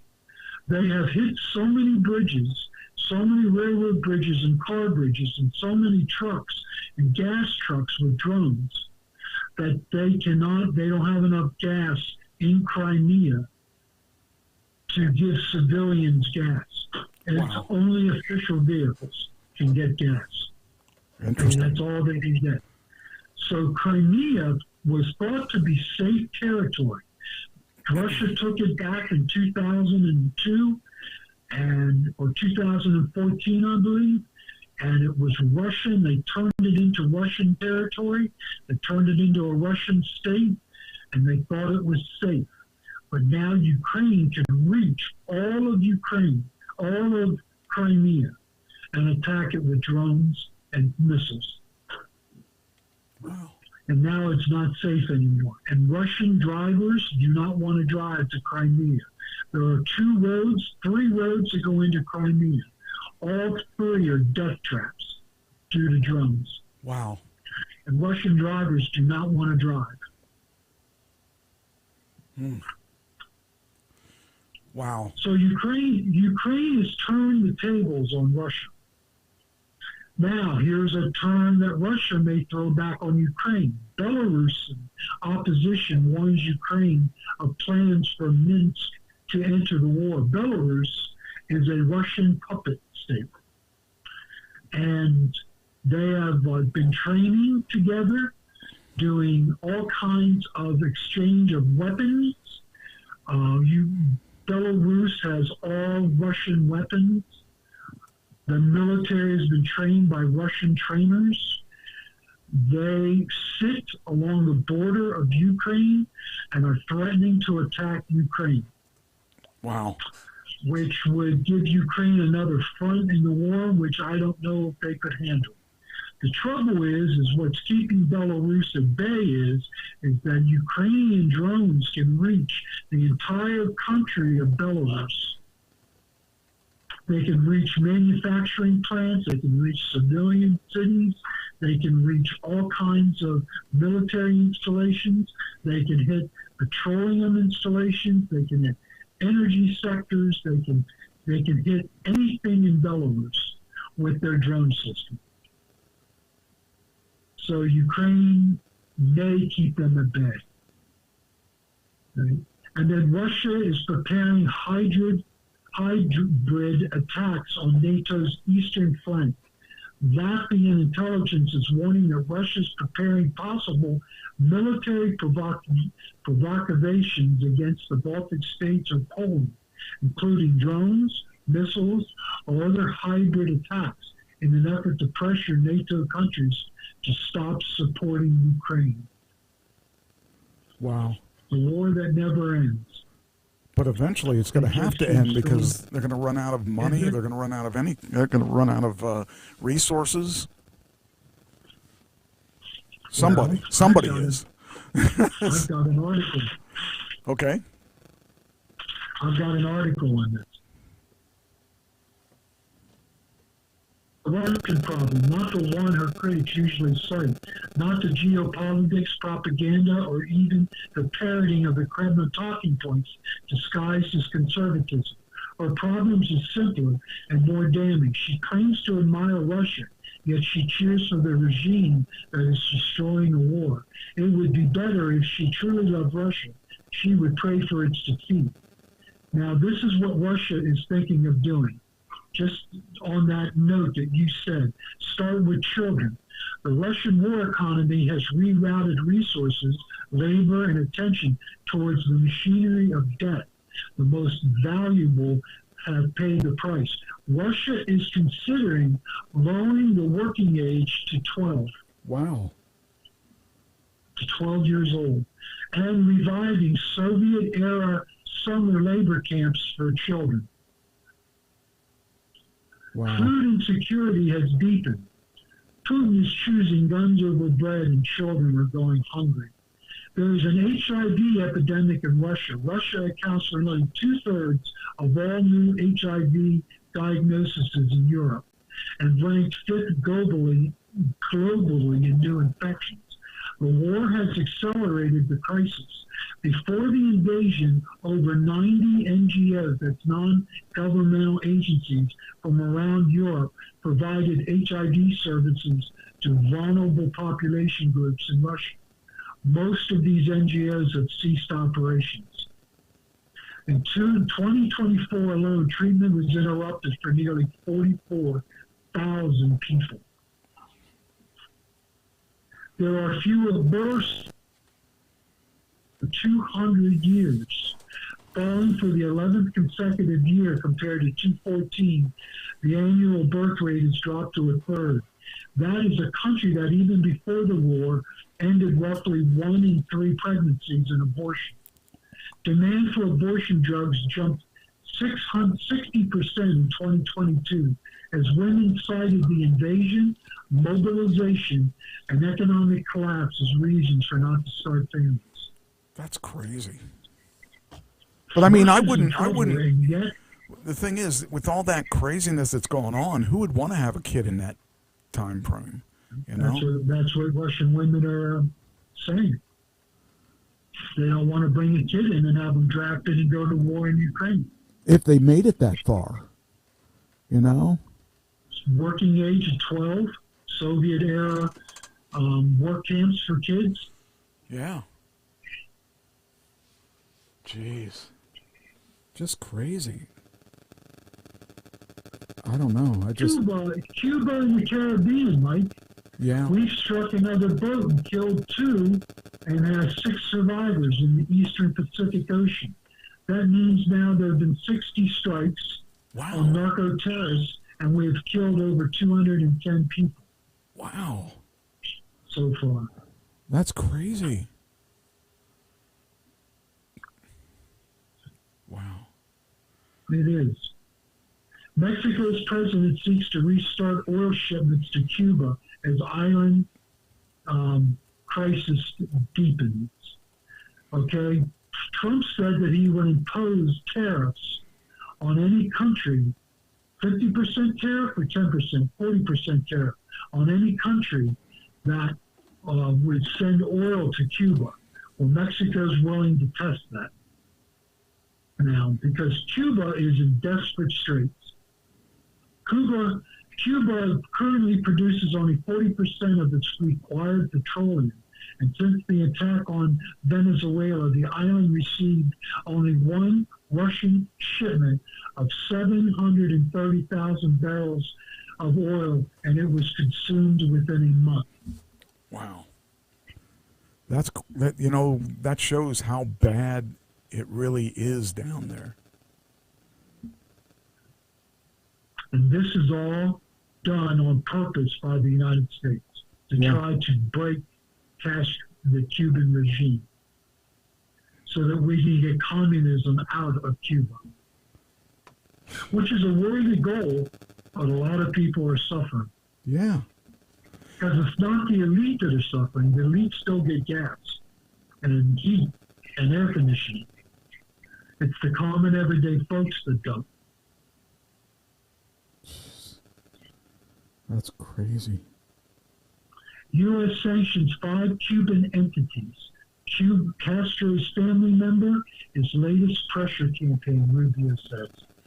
The secretary has revenue for Cuba through the exploitation of the island's mineral and metal reserves, with firms operating which command nearly 40% of the economy. It's run by the Cuban military. And so they've sanctioned 5 individuals to try to stop this. So they're going hard after Cuba. In Trump news, Trump suggests GM and Ford shift to producing missiles instead of cars.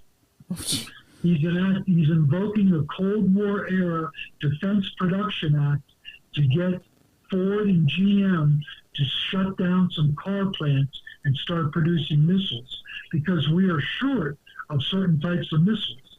THAAD missiles, Patriot missiles, and cruise missiles, because we've used them so much in the war.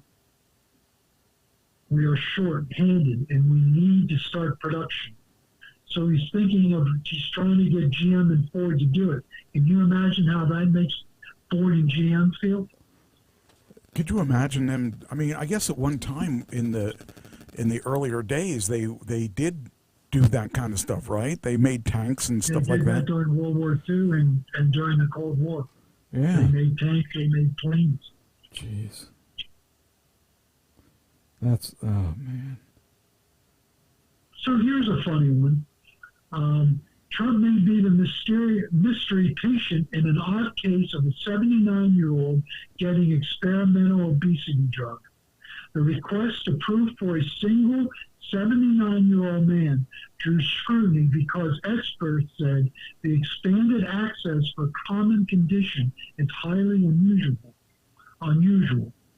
They think Trump has set himself up to get this experimental drug to help him lose weight. Jeez. Oh, man. They suspect he's the 79-year-old man. They got it. Do you think he is? I don't know. There's a lot of things that point to him, but I don't know. That'd be pretty bold. Of course, Trump's bold enough to do it. I'm surprised. Yeah, he is. But it's kind of strange to think that he would, with his money, he would keep it on the down low. That would, I think that this is a little too obvious almost. Trump has a documented history of securing rare medical treatments, including Regeneron, during his first term, and care for cartoonist Scott Adams, who recently expressed public interest in weight loss medications like GLP-1s. So in other words, Trump has done it before, and that's why they think he's done it again. I would. Trump, right? I mean, I would do that. I think if I was, I don't know. I think that, I don't think that there's worse things that he could do. So I'm not so. I mean, there's things that would bother me more than that. At least he's trying to help himself. I mean, it's to better his health. So I would say that's okay. But I don't know. I don't know either.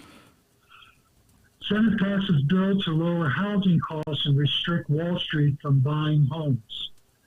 And an 85-5 vote adds a 350 home cap on large investors and streamlines housing rules to boost supply. That's been ongoing, though. Shortage in this country. But that's been ongoing, though. That's been a thing that we've talked about in the past. I'm not really surprised about that too much. Well, the House voted it too in a landslide, so it's gone to Trump to vote. He's already to sign, and he's already said he would sign the bill. So, what's happening is Wall Street's going in and they're buying up homes. Okay. And then selling them for a profit. Interesting. Okay, and they're trying to stop that because it's artificially inflating the price of home buying. Yeah, that makes sense. Because I think we've talked about this before a while back. This has been quite a while back. But yeah, this has been ongoing for quite a while. So in other words, a lot of the bill is removing obstacles to building homes. So in other words, you no longer have to factory-built housing, no longer has to have wheels and steel frames. They can use whatever building material they want to produce houses now. Well, I don't know if that's a good idea, but what do I know? Well, I know either. Yeah. Ex-Dem Insider reveals that she will expose Democrats who helped cover up Biden's cognitive decline in her new book. There's Lindy Lee says Democrats feared being ostracized if they challenged Biden, calling it pure self-interest. So she's writing, she has left the Democratic Party and come to the Republican Party, and she's going to expose this in her new book. Of course she is. She wants to sell books. Right, yeah. So, as U.S. nears the 250th birthday, Reuters poll shows that Americans doubt it will last another 250 years. I think all of humanity may be screwed by then. I don't know. It's hard to say that because people aren't everybody is so into their own thing. Nobody's in for the longevity of the world. Everybody's out for themselves, you know.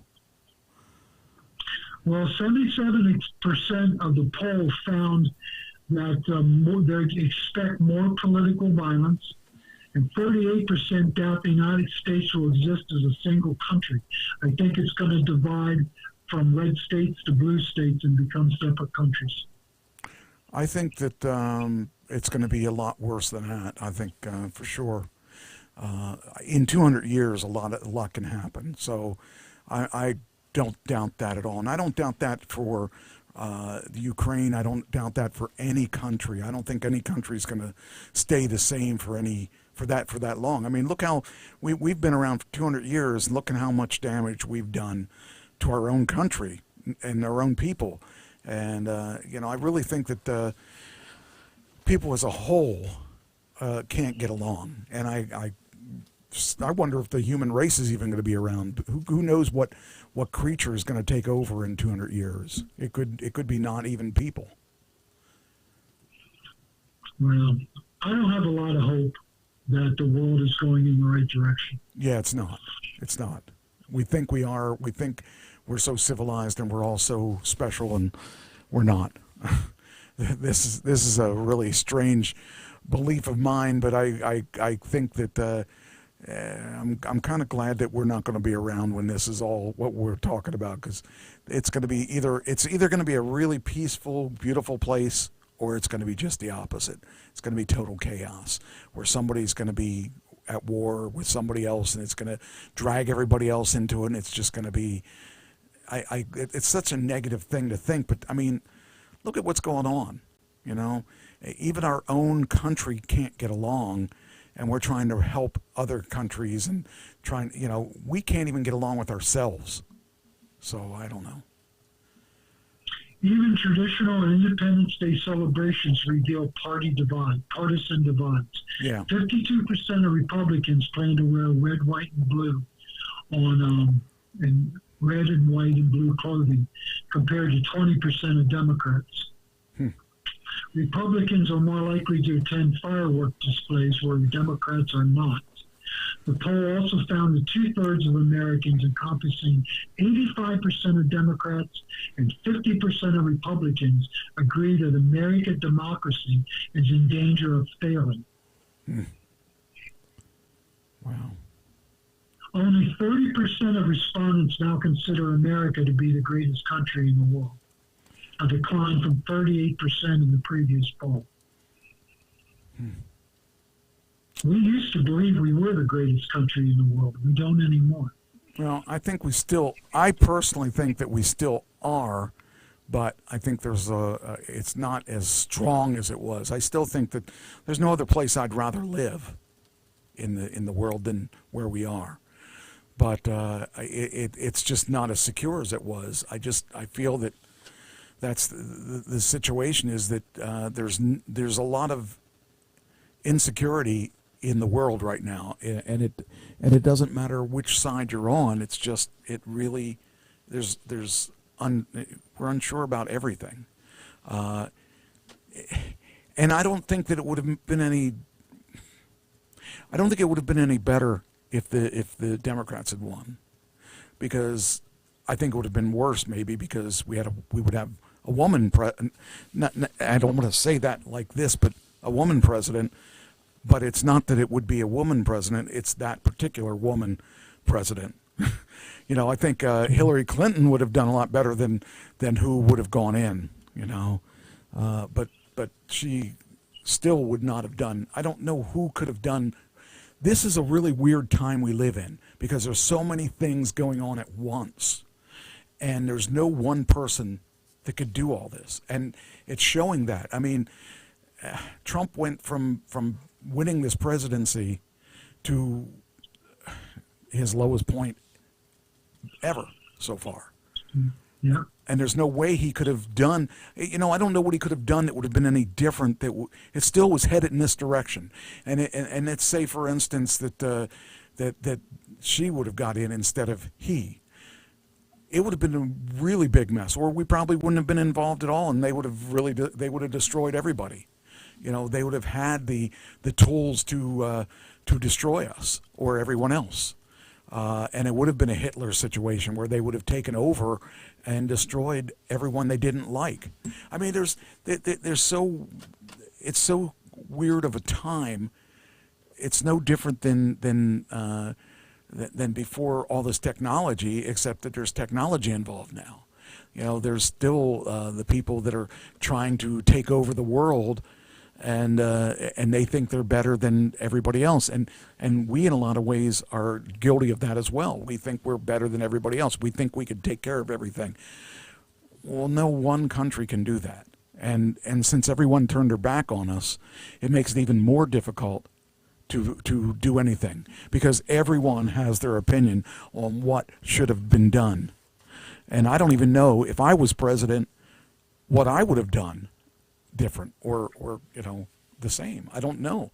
It's so weird, because there's so many things that he has to pivot on, and there's so many situations right now that he can't concentrate on one. He's got to be able to pivot and work on this project, then that, and then this, and then this, and then that. It's not a situation where you can concentrate on one, because they all count on everything. You know what I mean? Does that make sense? It makes sense. So here's an NBC poll of 3,000 Americans. Okay. Shows that 58% saying the country's best years are in the past, and only 38% believe it's optimistic about the future.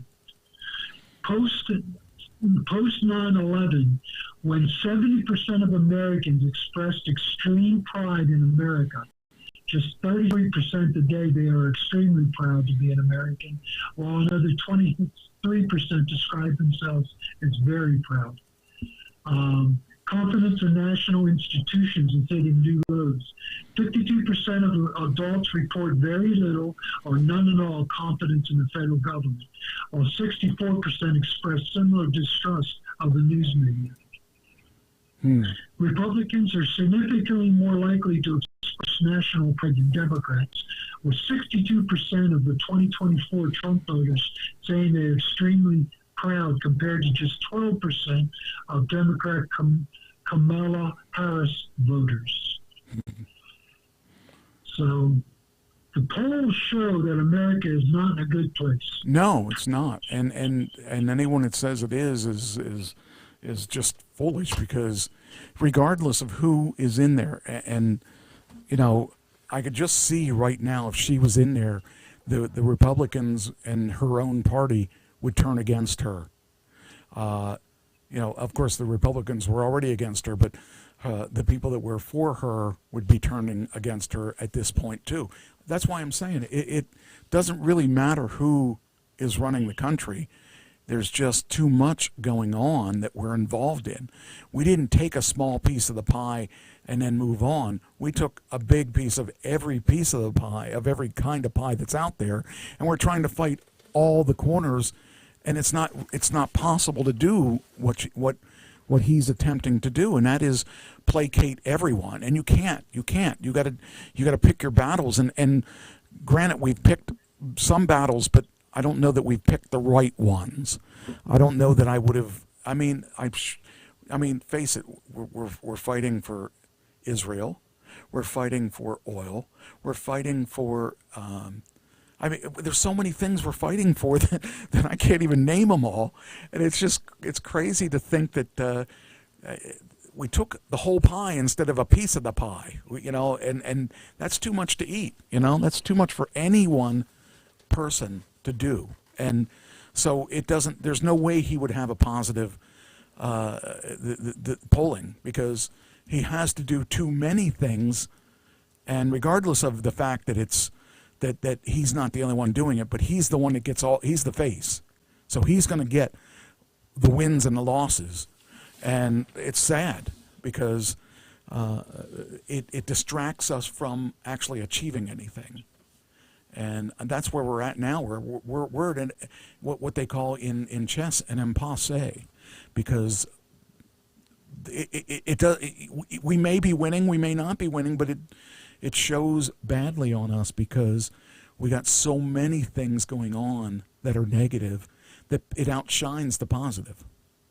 So I don't know. I don't know where we go from here. I just know that I wish we were in a different time myself, but we just got to ride it out. It's going to take a different president. Yeah, well, he may get through it, but regardless, if he does get through this, he's going to get through it with a negative score. He's going to get through this with an F instead of a C or a D, because there's so much going on that every win he has 10 losses for every win. And even though that technically would be a good thing, because he's won something, it's not going to look that way, especially in the history books. The history books is what he cares about. He wants to be remembered as someone that was good. And he's not going to be remembered that way. No, he's not.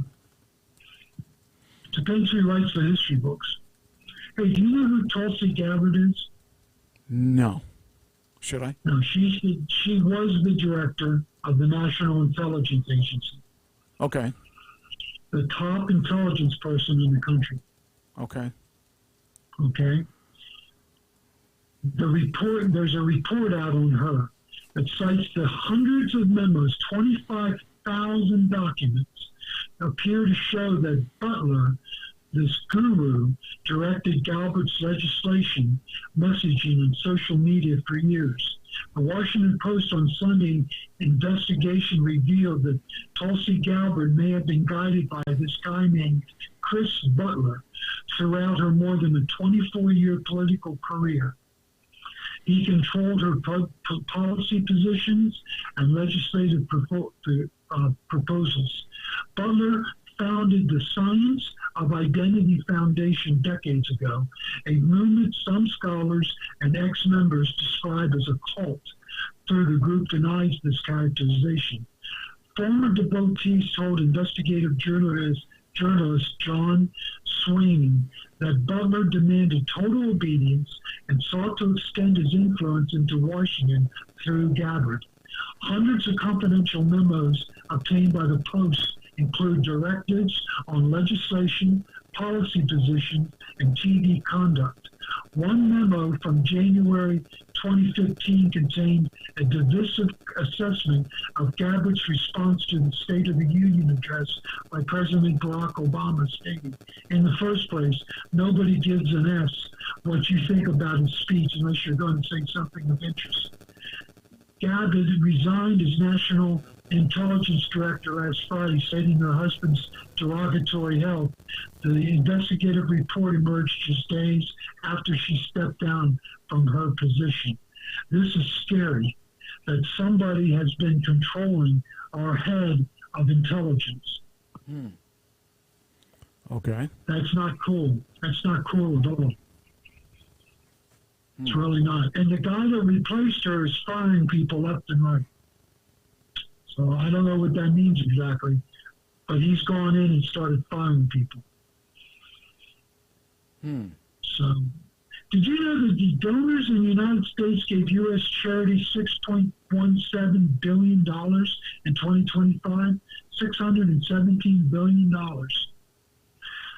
Bequests jumped nearly 17% and mega gifts reached $19.2 billion as strong markets and donor appeals lifted giving across most causes. We are a very generous, I guess, nation. Sounds like it. Very generous nation.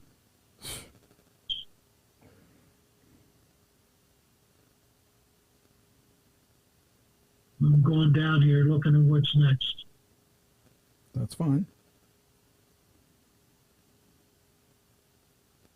New Louisiana law allows incarcerated people to get time off for earning an associate's degree. Now, good time is a credit that you get. You get good time, you get out a little earlier, right, for good time. And it will not include sex offenders or violent criminals. Okay. They had similar credits already for bachelor's and master's degree. Now they've taken it down to an associate's degree. And a lot of people, a lot of prisoners are taking advantage of this program. Okay. You have to have the approval of correctional facility head based on behavior and program participation. They believe it will reduce recidivism. I hope it does. I hope it works. AP investigation finds that the DEA, the Drug Enforcement Agency, allowed fentanyl shipments in New Mexico while pursuing larger criminal cases. Between 2023 and 2025, the DEA agents in New Mexico permitted hundreds of thousands of fentanyl pills to reach the streets to build larger federal cases against drug traffickers. Historically, the DEA has allowed drugs to walk to track supply chains, but the Justice Department updated the fentanyl protocols in 2024 to grant agents discretion in balancing public safety when investigation benefits.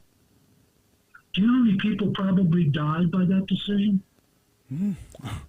Probably a few. A few. I don't know if I agree with that, Michael. Jeez. What are we going to do? SpaceX. What's that? Well, we're going to move on. SpaceX stock falls below $150 per debut price, sending market cap under $2 trillion. The stock fell 16% on Monday and another 4% in pre-market trading on Tuesday as investors questioned the tech's valuation after the debut rally faded. He lost millions. But he's a trillionaire. But well, not anymore. It's down below $1 trillion. Well, he'll get it back. I mean, think about that. He's do you know? You weren't here last week, so I one of the things that I talked about was difference between a millionaire, a billionaire, and a trillionaire. You know what the difference is between the three, or do you? No, not really. Okay, I just know it's a lot of money. Here's the millionaire. The millionaire to you for $1 million, it would mean that the difference between how did that work? The millionaire was basically 2 months of days would be $1 million. Okay, $1 billion would mean 1995. And $1 trillion would mean, I think it was like, oh geez, how long ago was that? It was like, I don't know, it was like before, it was somewhere like before Christ was born. If you take that time frame, that's how wide a difference it is between the three numbers. Wow. That's just freaking crazy. Those three numbers, I mean, the difference, that's how wide of a spread that it is between those three.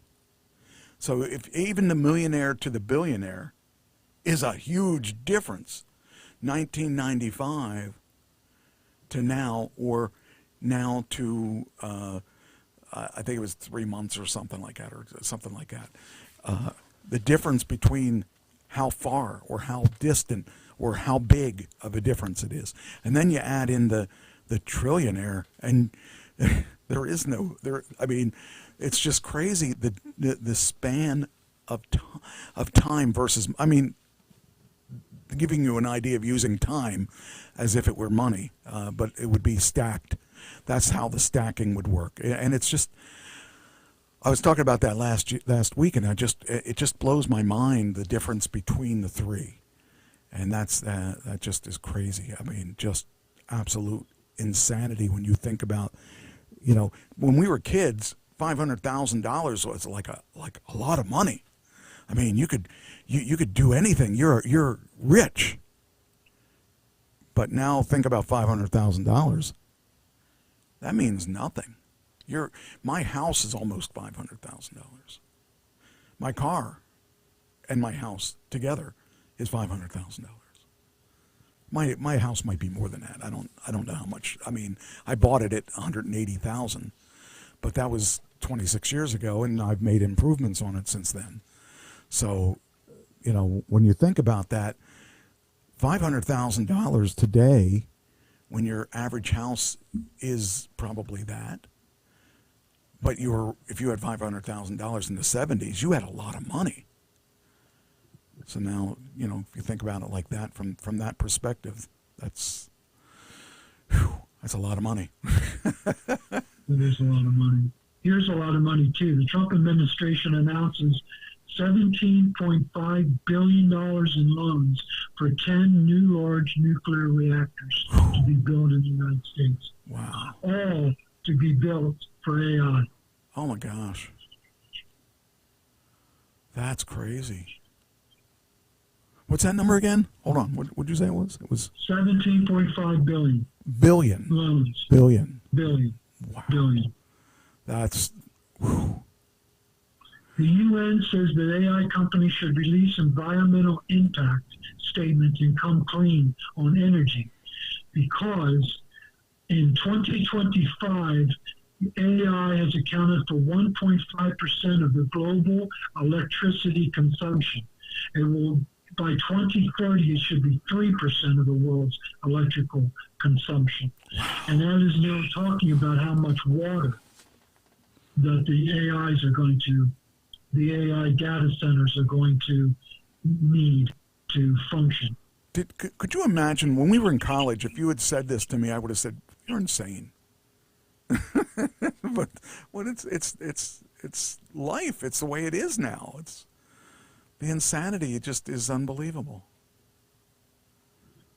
The need for these data centers and the available resources to cool them and run them, aren't matching up. Because they take what a small city needs in water and electricity, a data center takes itself. It's insanity. That's why they want 3 Mile Island back open. Yeah, I don't. I don't want anything near 3 Mile Island. Those three-headed fish are enough to convince me. Court cracks down on error-strewn AI-assisted legal briefs. Courts are imposing fines, training, and filing bans on judges, as judges say lawyers must verify AI outputs before submitting briefs. In other words, lawyers are using AI and it's making mistakes. Oh, okay.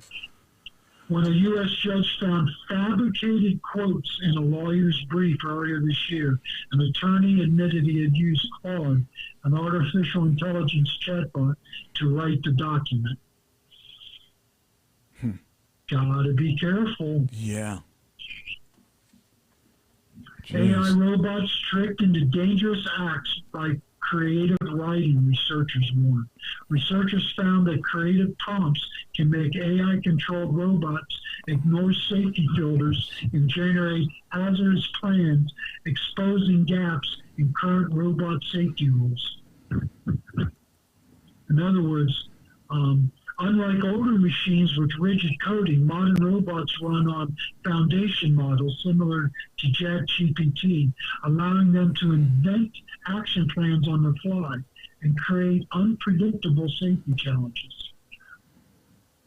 While systems reject direct malicious commands, safety filters collapse when researchers frame requests as movie scripts, allowing them to program a commercial robot to target human crowds for explosions.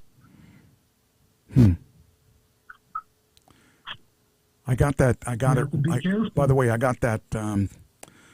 I got that comparison here again, the right comparison instead of what I told you.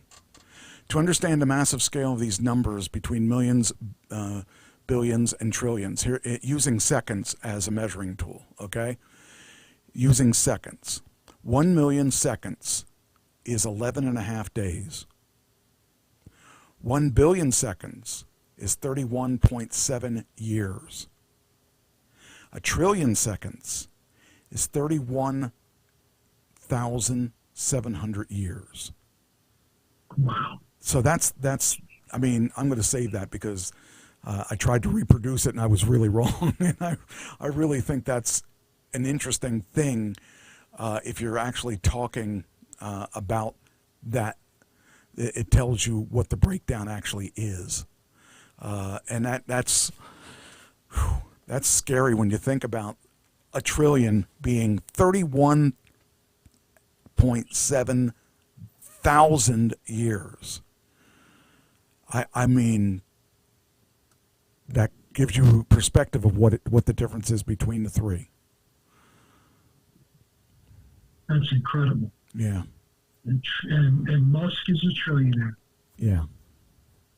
Yeah. Google invests $75 million in A24. I don't know what A24 is, to develop AI-powered filmmaking tools. This non-exclusive partnership will develop storyboard and post-production tools, and Google will not access A24's film library or training data. On Monday, Google DeepMind announced $75 million investment in the indie film studio, that's what it is, film studio, establishing a first-of-its-kind partnership to create AI tools for filmmaking. Now, isn't that going to replace humans? Well, yes and no. One thing that's interesting about this is one of the people in my mentoring group that we're being mentored by the same person. He is making an animated or AI generated film that looks, I'll have to get you a link to this. This thing, I've only seen the trailer for it because I think the only thing it's done for so far is the trailer. If I get his permission, I'll play it on the show next week. It's just amazing what that AI has contributed to this. And so what it does, it is going to be better than a human doing it, and a lot quicker than. So they're still going to need people to know how to do this. And it's going to take a project like his, which the trailer would probably be months out if you were to do this the old way. And it took maybe I don't know how long it took, but I'm going to guess that it took him a week to put it together. And I might be wrong in that because it may have taken longer, it may have taken less long. But when you look at it, it looks real. I mean, it doesn't look like a cartoon. It looks real.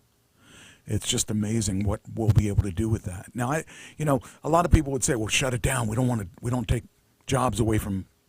Yeah, well, I mean, we want to make the product the best we can. So if that's what it takes to do the product, then yes, keep it going. And that's the thing. I mean, I still believe that even though it's taking some jobs away, it's giving jobs back too. It's just going to make them easier. It's going to make things go quicker. And in this world we're growing, it's all about time. Everything's about time. So I'm not opposed to that. And it is kind of scary, but it is what it is. But if we're going to try to put to better things, we've got to do it right. So I don't have a problem with that, because I really believe that we're going to have to continue. You can't stop progress. What you can do is you can slow progress down, but that doesn't benefit anyone in particular. To make things, if we're gonna continue, because if you could stop progress and you could lose all the progress in doing all this stuff. But really, when it comes down to is, you may stop doing it, there's still going to be somebody that is going to continue to do it. So if you stop your progress, they're not going to stop their progress. So that's my belief on that. So,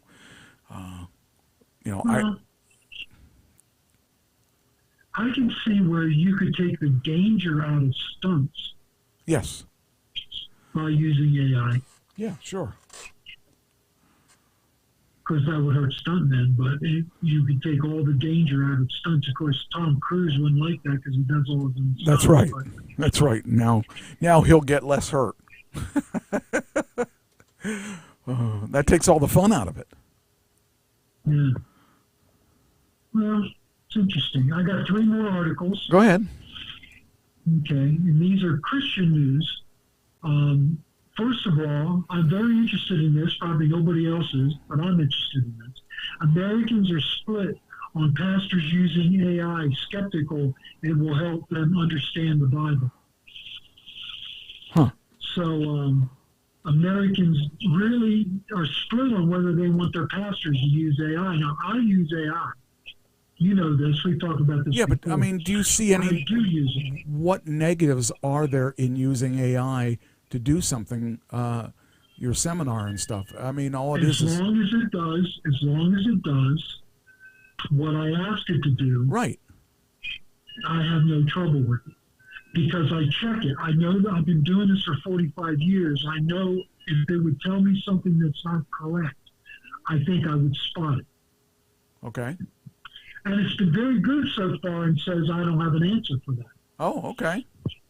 It has come back with that answer. I don't have an answer.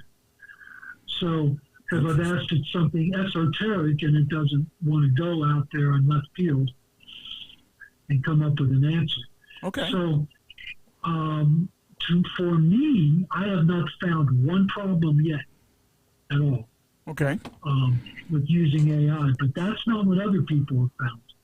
Other people have found that AI is actually against Christians. Other people have found that it is against Christianity. So I have not found that. I have found ChatGPT and Copilot to be very friendly to me and do what I ask it to do and stay within the parameters I ask it to stay within. Okay. So I've had no trouble. I've had no trouble at all. I use it. I don't use it a lot, but I do use it. And it's very good. You know, if I have a question, instead of going to a book to research it, I just go to ChatGPT and it usually pulls up the answer. Oh, sure. Yeah. Right away. I mean, you're not doing controversy. You're not doing controversial things. You're doing something that's written, and so that's easier for it to find answers for. You're not asking it to do things, is it right or wrong? You're asking it to produce information that was already provided. So it's not researching, it's not putting this much chemical into this much chemical in the lab and seeing what happens. We already know that the answer has been resolved, and you're asking it to look it up. That's basically it. So in those ways, it's the safest way to do it, because it doesn't have to form an opinion. It just has to look that information up. Well, it takes me longer to craft the correct question yes. than it does to get the correct answer. Exactly, and that's what all this stuff is all about, is figuring out what it is that you're trying to achieve. And if you're just asking it to look up information, then it will have that information. But again, if you're asking it to resolve something, if you're asking it, if you put so much of this liquid in so much of this liquid together, what will you have? And it's never been done.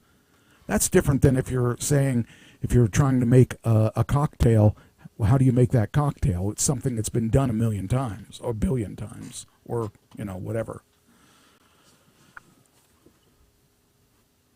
And then lastly, most Americans still believe religion is good for society, and Gallup is surprised by that response. Because Christianity and religion has been losing its place in America for a long time. Sure. So let's see here. Yeah, I'm not really surprised about that situation.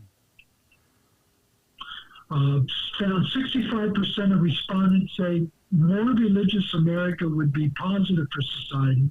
That's down from 75% in 2013. Meanwhile, 22% say that more religion would be a negative for society. That's up from 17%. So still, the vast majority of Americans believe in some form of religion, and I'm sure they're talking about morals more than anything. Yeah. Would be positive for society.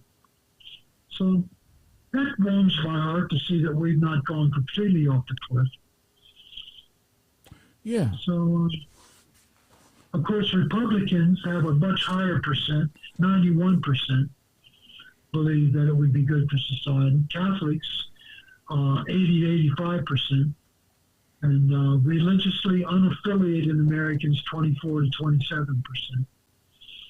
Men believe 73 to 70%, while women expressing only 61%. What the study found is that women are less religious than men. Really? Oh, That's the first time in our history. Yeah, I was going to say, I'd be really surprised in that one. Now, one of the reasons is because more women go to college than men. More women have graduate degrees than men. Okay. So more women are educated, and the more educated you are, the less you rely on religion. Interesting. Because if I was growing up, I would have thought it was the other way around. It was the other way around. And if you look at churches, you have churches full of women. Yes. Very few men. That's what I was thinking too. Huh.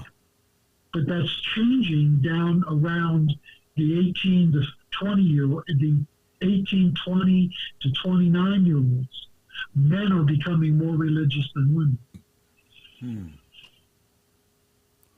Interesting. Interesting. That is interesting. Okay, Mike, I turn it back to you. Ah, okay. For the first time, Michael, I have completed my entire set of articles. Ah, but we have more stuff in that. Well, we have more. Yes, in that politically or the category which I would consider yours, but it's things that I contribute to sometimes.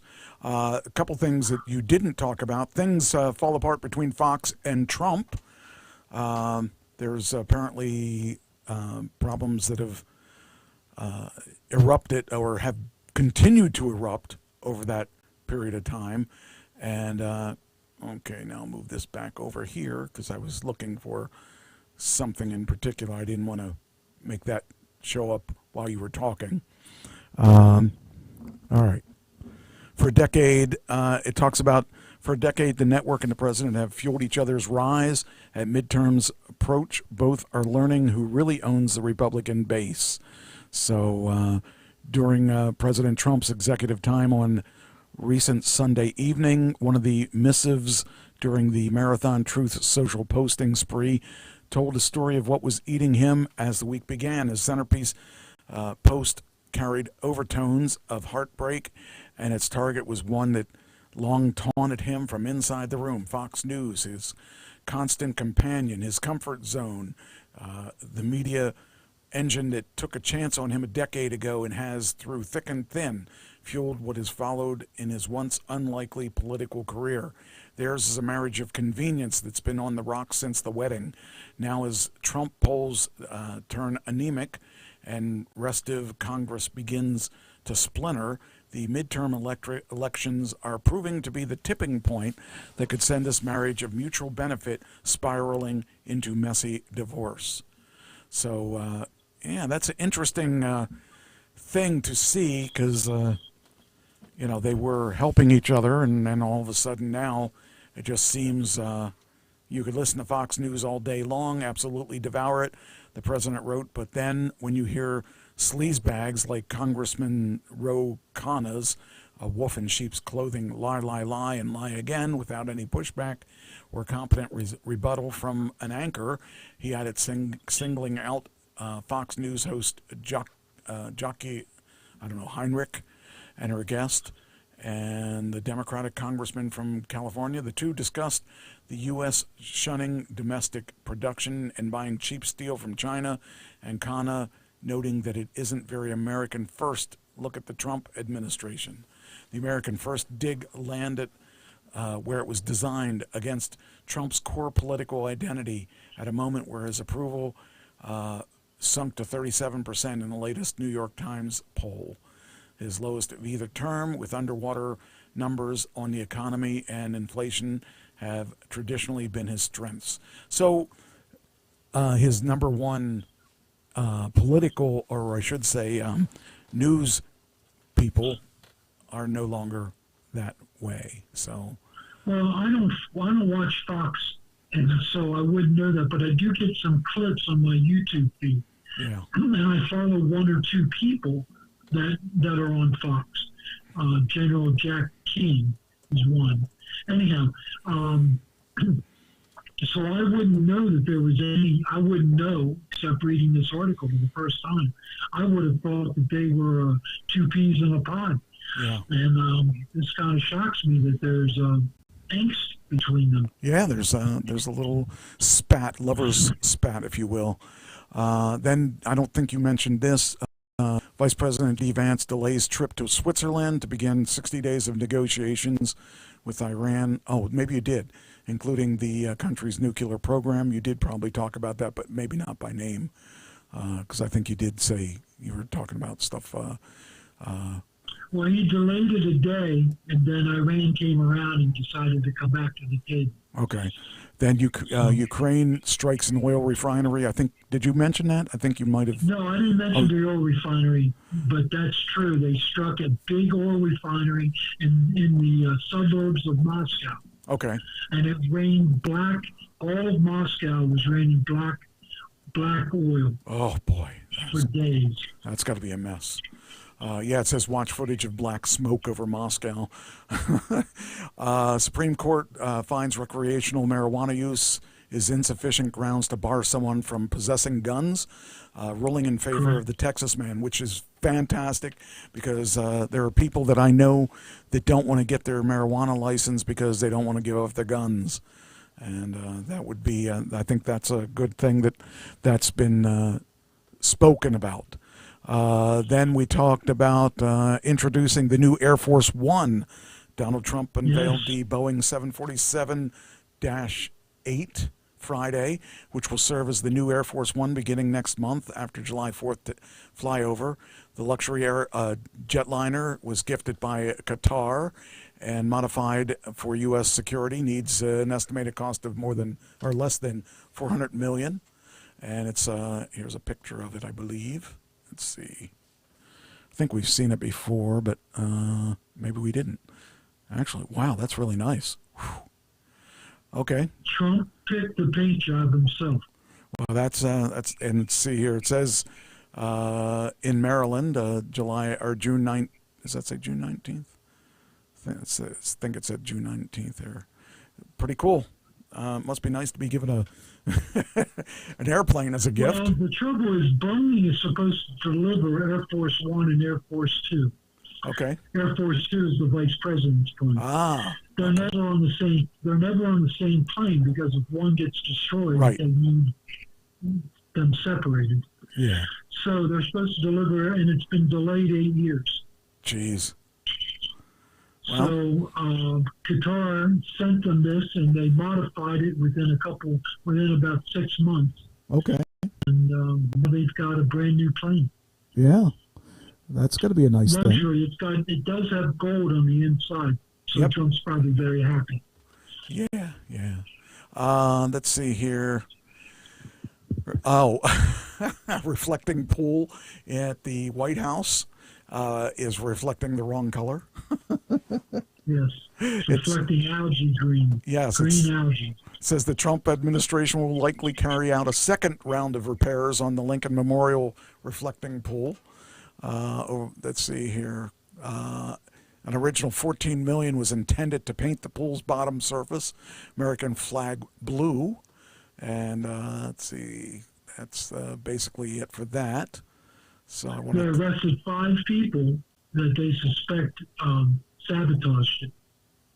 Oh, by reintroducing algae back into the reflecting pool. Okay. Well, that kind of sucks to have a pool that costs that much to repair. That's about what it would cost to fix my pool, I think. Okay, then we got the Obama Center opens. The Obama. Isn't it ugly? What's that? Do you think it's ugly? Wait a minute, hold on here. I just pulled that out of my ear a little bit because I couldn't. You were distorted. What'd you say? Do you think Obama's new library is it good looking or ugly? I have an opinion. I don't think I saw it. Let me take a look at it.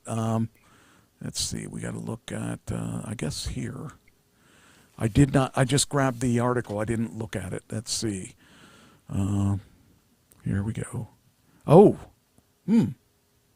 Looks like a trailer raised up. I guess it looks. I don't even think that's it. Wait a minute. I don't even think that's it. Isn't it? The architecture of 13 presidential library. No, that's not. Oh, that's the part of it, but that's not the main. Oh, wait a minute. Hold on here. Let's see if that's Herbert Hoover. Okay. Oh, what are all these? I don't care about all these. I just want to see his. I'm assuming his is going to be last. That's Nixon's. Okay, that one's Ford. Okay. They each get one, right? Each president. There's George W. There's Clinton. There's George W. Wait. Oh, where's his? Go to the very top. It's probably the first one. Well, that said it wasn't, though. I want to look again here. It says, oh, okay, that says, let's see, ahead of the Obama in Chicago next week. Okay, so let's hit the Obama one and see if it takes us there. Here we go. There it is. That must be it. Wow, that's kind of ugly. Yeah, it is ugly. And Andy, I don't know how much it cost. I forget how much it cost. I did know, but I forgot. They only have collected $400 million for the project. Let's see here. The campus, which includes a public library, athletic facilities, and it says $850 million.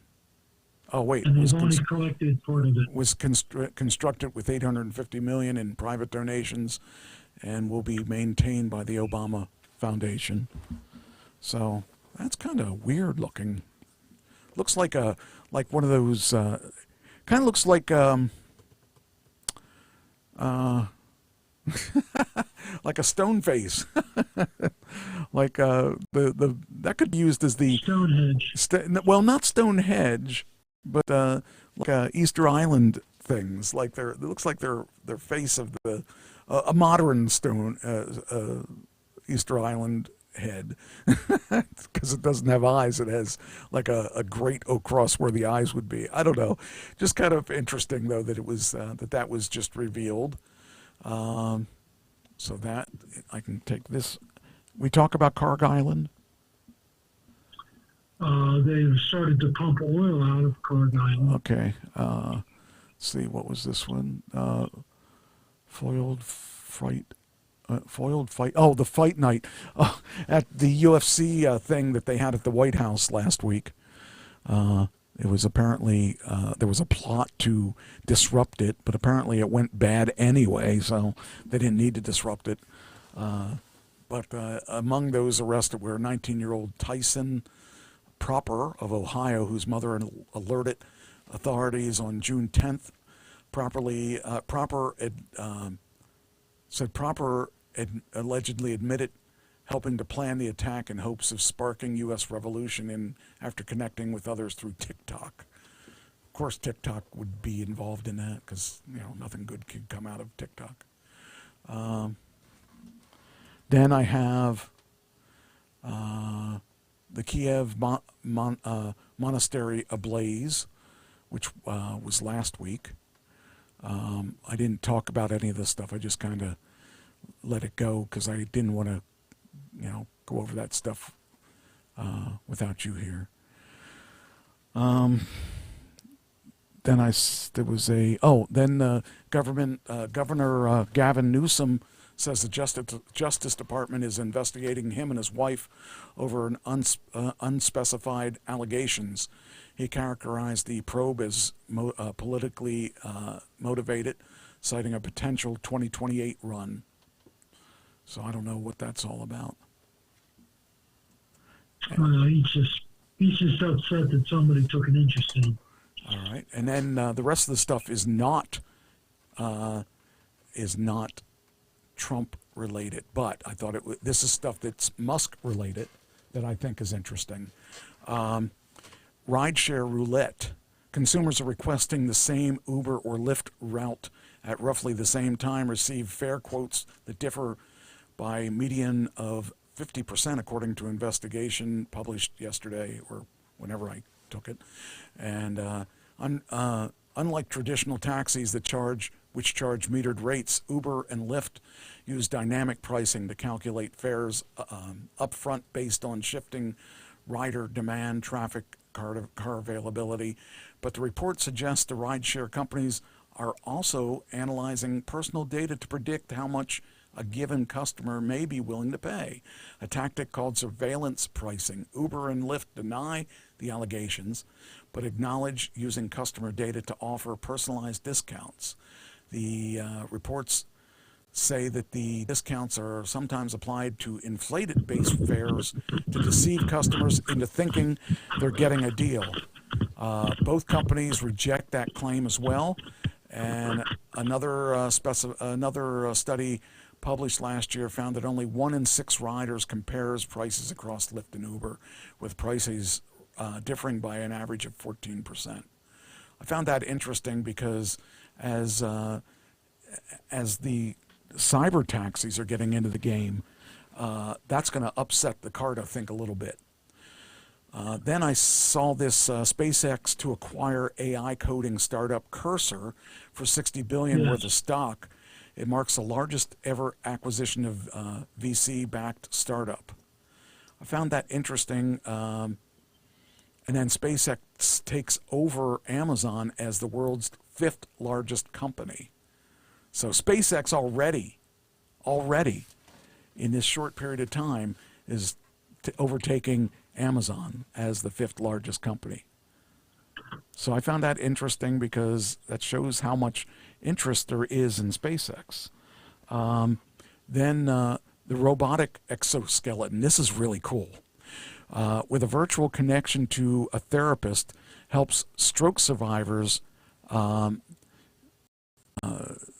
relearn muscle activation regarding regaining, including regaining the ability to walk. Check this out. This is the exoskeleton. So these guys can now walk because of this exoskeleton. So I found that really, really cool because there's a lot of people that haven't been able to walk since their stroke or since their, their medical problems, but because of this, it allows them to walk and get around. So that I love. Then there was, then I, of course, because I'm a Tesla owner, people tend to send me Tesla articles whenever they see something where Tesla, quote unquote, failed. I had one, Michael, that I passed over. I'm going to talk about both of them, and there's a reason I'm going to talk about them. Let's talk about this first one. Tesla stock tumbles amid the probe over a fatal crash in Texas. This says that he was using full self-driving, and he couldn't control the car because it was out of control. Oh, now they took it down, so I can't. This was up just an hour or a couple hours ago, but the guy crashed into a house, and it killed a woman. And he said he couldn't control it. Well, let me tell you. Well, I'll tell you this after. He stepped on the accelerator and took it up to 73 miles an hour. Yeah, it's user error. It's not anything else. It's user error. Same with this one. Driver who crashed at Hershey Outlets said Tesla was driving on its own.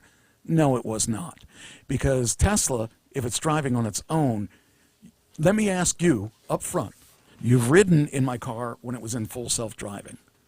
You did not trust it at the beginning, but by the time it was done, tell me. I trusted it. I trusted it. Now these are people trying to get out of admitting that they made a mistake and they crashed their car, both times.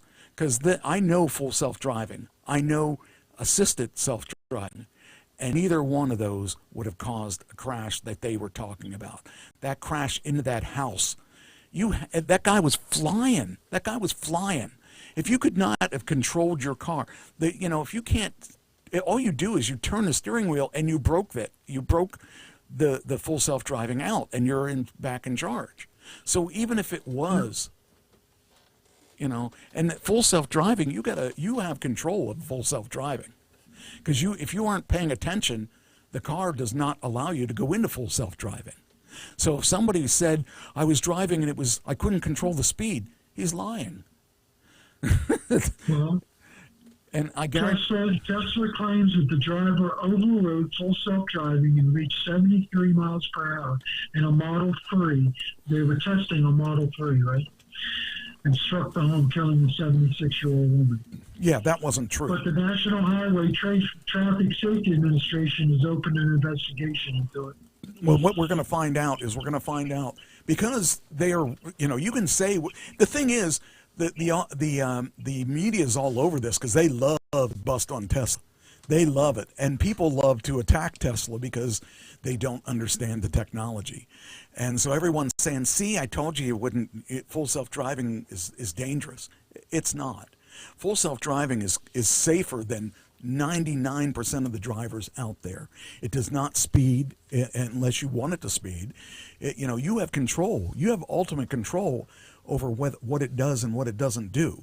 And if you choose to go 70 miles an hour in a 30, that's on you. The car did not decide to do that. You decided to do that.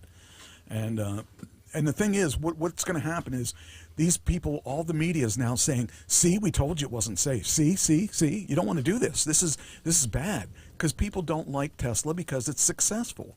It's because you're paying $4 a gallon for gas or whatever it is. You hate Tesla even more than ever. And, if you know anything about self-driving, it doesn't work the way they're saying it worked. They're saying, I couldn't take control. I've never had a problem taking control of my car. Never, ever. If you touch the steering wheel a little bit too hard, it pops out of full self-driving. So you're supposed to be watching it from every angle to make sure it doesn't do anything weird. I've never had it do anything that was so weird, especially now, especially with the updates where we're at now. Back when I first got it in 2018 on, it wasn't safe then. It really wasn't safe. But in 2020, it got a little bit better. Got a little bit better in 2020, 21, 22. But in 2023, it got a lot better quickly. And in my 2026, and by the way, all the updates we got, if you got a 2023 till now, they're all the same for all the cars. And if you have up to a 2023, they're all the same till then. Now, those are not, any of the ones before 2023 are not as safe as mine, but they're still pretty safe. And the ones that they said on that news was, the one was at 2026, and the other one was, I think, was within 2023, 2024, 25, one of those. They were all supposed to be on the new full self-driving. So they're screwed. They cannot. What's going to happen is you get a hold of corporate. They can tell you exactly what I did at exactly which time I did it. And, the time that it took me to do this and that. And they have video footage that they can show who's at fault. And it's not going to be Tesla. So I'm just going to tell you right now. But when that comes out, nobody's going to believe that that's true, because they all hate Tesla because they have gas cars and they believe their car is better than Tesla. And even though Tesla has a 5 out of 5 star rating in crash tests and all that stuff and safety and all that, no one believes it because they're haters. So it's going to come out that both of those drivers were at fault. Not the car, the driver. So one of the guys was probably drunk. The guy that rammed into that house had to be impaired in some way, drugs or alcohol or something, for him to go that fast and not be able to control that car. That was his fault. That was definitely not a Tesla thing. He had something stuck on the pedal or something that he did. And we're going to hear in the upcoming weeks that person was at both of these people were at fault. So I just want to say that because I get so mad because everyone hates Tesla so much, but they don't realize how good it works. It definitely works well, and it's a good system. But people like this make people who are already paranoid more paranoid. And if they would just take the time to learn what the technology is and how it works, they would realize that those people are a-holes, and that they're just looking for something to complain about. They're just looking something to hate, because their lives are that horrible that they got to make up things and believe all these things. They're the same people that believe that zombies exist and because they saw The Walking Dead, and they believe that that's happening right now. So, well, the best thing you ever said to my mother-in-law was it's got 7 or 9 eyes. I forget what you said. I said 7 or 8. Yeah. It depends which it is. Because eyes. A human has 2 with 1 brain. Right. And this has 1 brain with 9 eyes. Right. And that's really the bottom line. I mean, the car runs. Whose brain probably functions faster than our brain. Yeah, there's been times that someone has moved over into my lane, and my car caught it, and it moved over because it saw the guy coming over in my lane. I would have probably seen it because he didn't come all the way in my lane, but he came over towards my lane and crossed the line. So that in itself, that's a lifesaver, and that's also an insurance saver too. My insurance company that I'm using now, he gives me good rates. The one I had, Geico, really sucked because they rammed me really bad the last couple of years, and I said, screw that, I'm going to find somebody else. But what it came down to is that the people that understand the technology are the people that will treat you right, and the people Geico, they just didn't understand. And this new guy that I got, I've had him for a year and a half or whatever, and he treats me well, and he gives me reasonable rates. So for I think he charged me about $200 per car for full coverage on both of my cars. That's not bad for two cars, and for that's not bad. So that's the bottom line, is that the people out there that don't like Tesla are going to grab this and run with this because they think it's great. And This made the front of the paper, so to speak.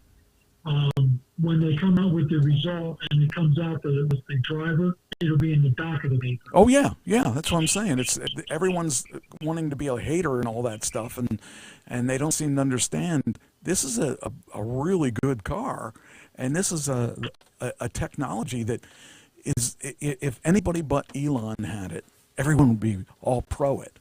But because Elon, is involved, it's automatically not a good thing, and it's just a shame that people don't seem to see past what their issues are, and this is truly a person issue, not a company issue, because the company has been working hard on this system and has become very reliable on this system. So I just wanted to read those both before I gave my commentary on the whole thing. And I don't even listen to people anymore. And when I was reading everybody's comments on Facebook, like half the people are pro and half the people are anti, and the anti people are loving it because it shows that that Elon did something that that might not have been his fault, or might have, and all the positive people are trying to explain to people, but the negative people aren't even listening. They're just happy to see Elon's problem. They have their minds made up. Yeah. Like if I would have had my mind made up, I wouldn't have gone in the car with you. Yeah. But I try to keep an open mind, and I'm thinking, boy, this is kind of nerve-wracking. Well, it's scary the first time. I can guarantee you the first time that I let go of the steering wheel was scary because I don't know what's going to happen. I mean, I know what's supposed to happen, and fortunately, what was supposed to happen, happened. So I believe in the technology. I believe that it's going to do what it's supposed to do, and that makes me happy. And for other people to crap on it is just sad because they don't do the research. They heard something that they can run with, and they're going to run with it whether it's true or not. So it's just really sad. So I just kind of look at it and I say, okay, well, believe what you want to believe, but the truth is, and the people are saying that's not how it works. That's not how full self-driving works. So, and people are like, well, it did. That's what happened. No, that's not what happened. That's what the person says happened. As soon as they get the data back from Tesla, that's a nice thing about it because they can prove it. Tesla can prove whether or not it was their fault because they got all the information on those cars and they know what happened. So it won't be long before we know that who's at fault. So.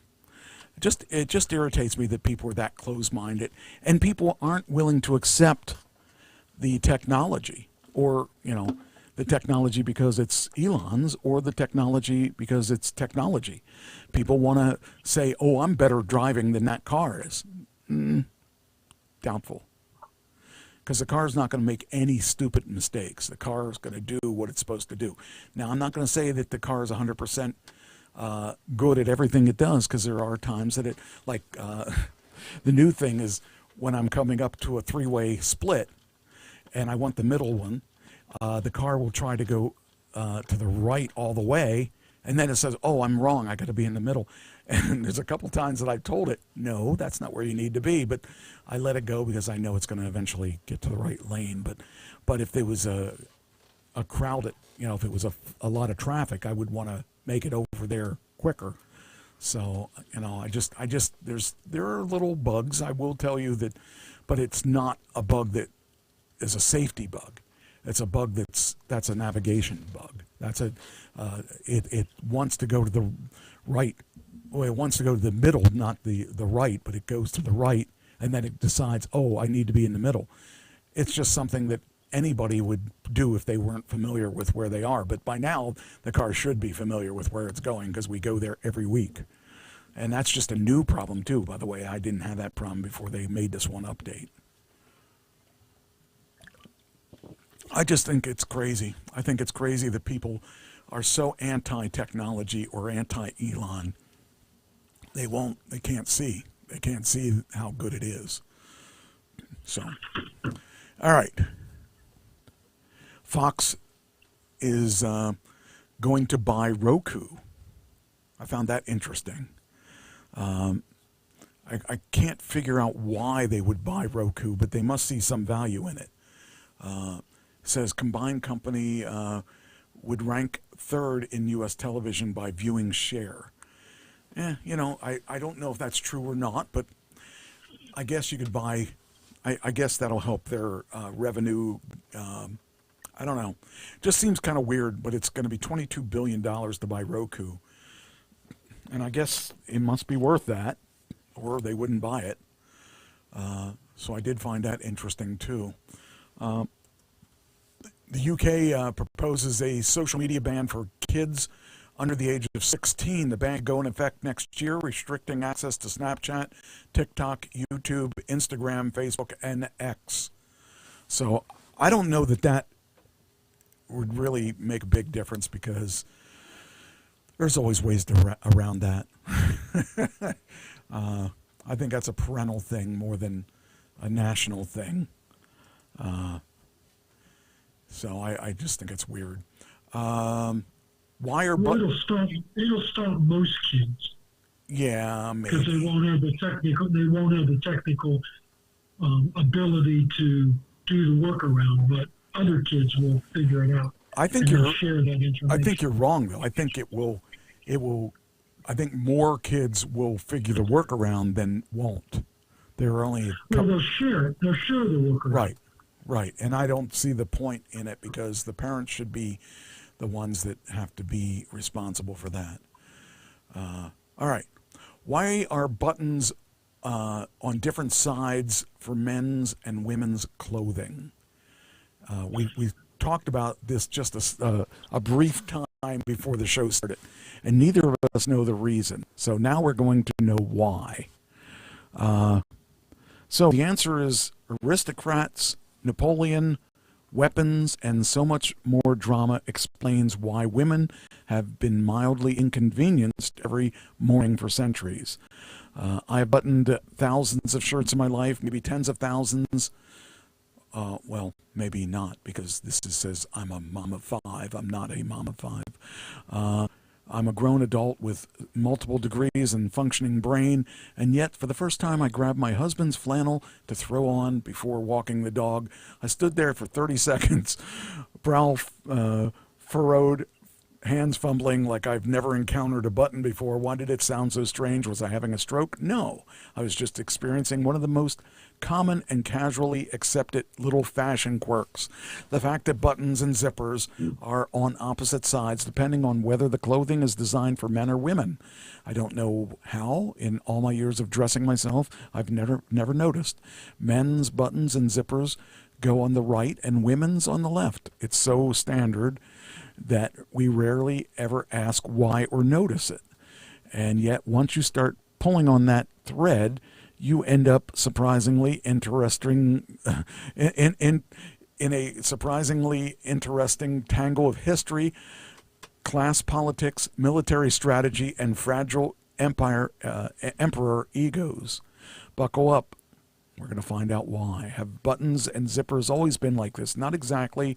This isn't ancient history. Buttons themselves date back to 2800 BCE. But gendered side placement is much more recent. According to the fashion historian and author Robert Osant, most button clothing designs became standardized in the 19th century when we shifted from all clothing being bespoke to a modern system of production. Before that, clothing was made to measure for individuals, and any rules about placement were more informal traditions set by tailoring houses of London and Paris. John Smith, a fellow fashion historian and vice president of the fashion design of Pochel, traces the convention to the 17th and 18th centuries when tailors began systematically applying it to their clientele. As for zippers, they weren't invented until the beginning of the 20th century. Did you know that? No. I didn't know that. Elias Howe patented an early automatic continuous clothing closure in 1851, but the modern zipper wasn't perfected until Gideon Sunbach did it in the early 1900s. They weren't common in clothing, however, until the 1930s. By then, Osant says the gendered button convention was already established, that zippers simply inherited it. The convention of right over left for the concealing flap reflected the button style for women's wear and the opposite for zips used in men's wear. See, I still don't understand why. That tells us when, but why? Oh, here, why? The short answer, class, convenience, and a few centuries of deeply entrenched habit. The longer answer involves a remarkable number of things, having nothing to do with buttons or zippers. Men needed quick access to weapons. For men, the logic was entirely practical. Right-handed men, and about 90% of the population is right-handed, could easily grip and manipulate a button or zipper when it was positioned on the right. This was especially important for soldiers and armed men who needed to quickly reach the inside of their coats for weapons, which apparently happened a lot back in the day. Having the dominant hand control the buttons, holding the button between the thumb and forefinger and pushing it through was simply more efficient. And the same logic applied to the button or zipper placement on pants, but for a hem, a different kind of quick release. Wealthy women had someone to dress them. Here's where it gets classist and sexist. Wealthy women of the 18th and 17th and 18th centuries didn't dress themselves. They had ladies' maids and servants to do it for them. A servant facing her mistress would be using her own right hand to manipulate the buttons, which meant the buttons needed to be on the left side of the garment.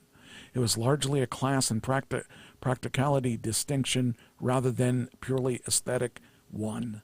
In other words, the entire reason for women's clothing is designed the way it is to make it easier for someone else to do the buttoning. Well, there you go. We have an answer. And so Asant describes women's clothing as a time as more complicated with lace-up garments, corsets, petticoats, and added more restrictive layers, so having someone help was essential. The seamstresses who made these garments followed instructions to the letter. They would never interfere with a design or change the placement.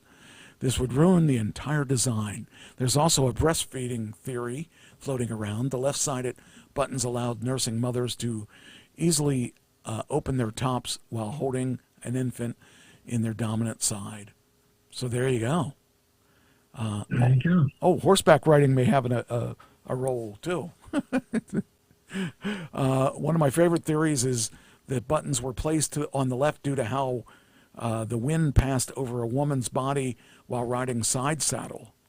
Explaining women typically placed both their legs over the left side of the horse, so as they rode forward, the wind would pull open a blouse that would open to the right. So some believe the placket, or the fabric with the holes, and the buttons were swapped to ensure women riding side saddle on a horse didn't have to worry about the wind blowing open her clothing.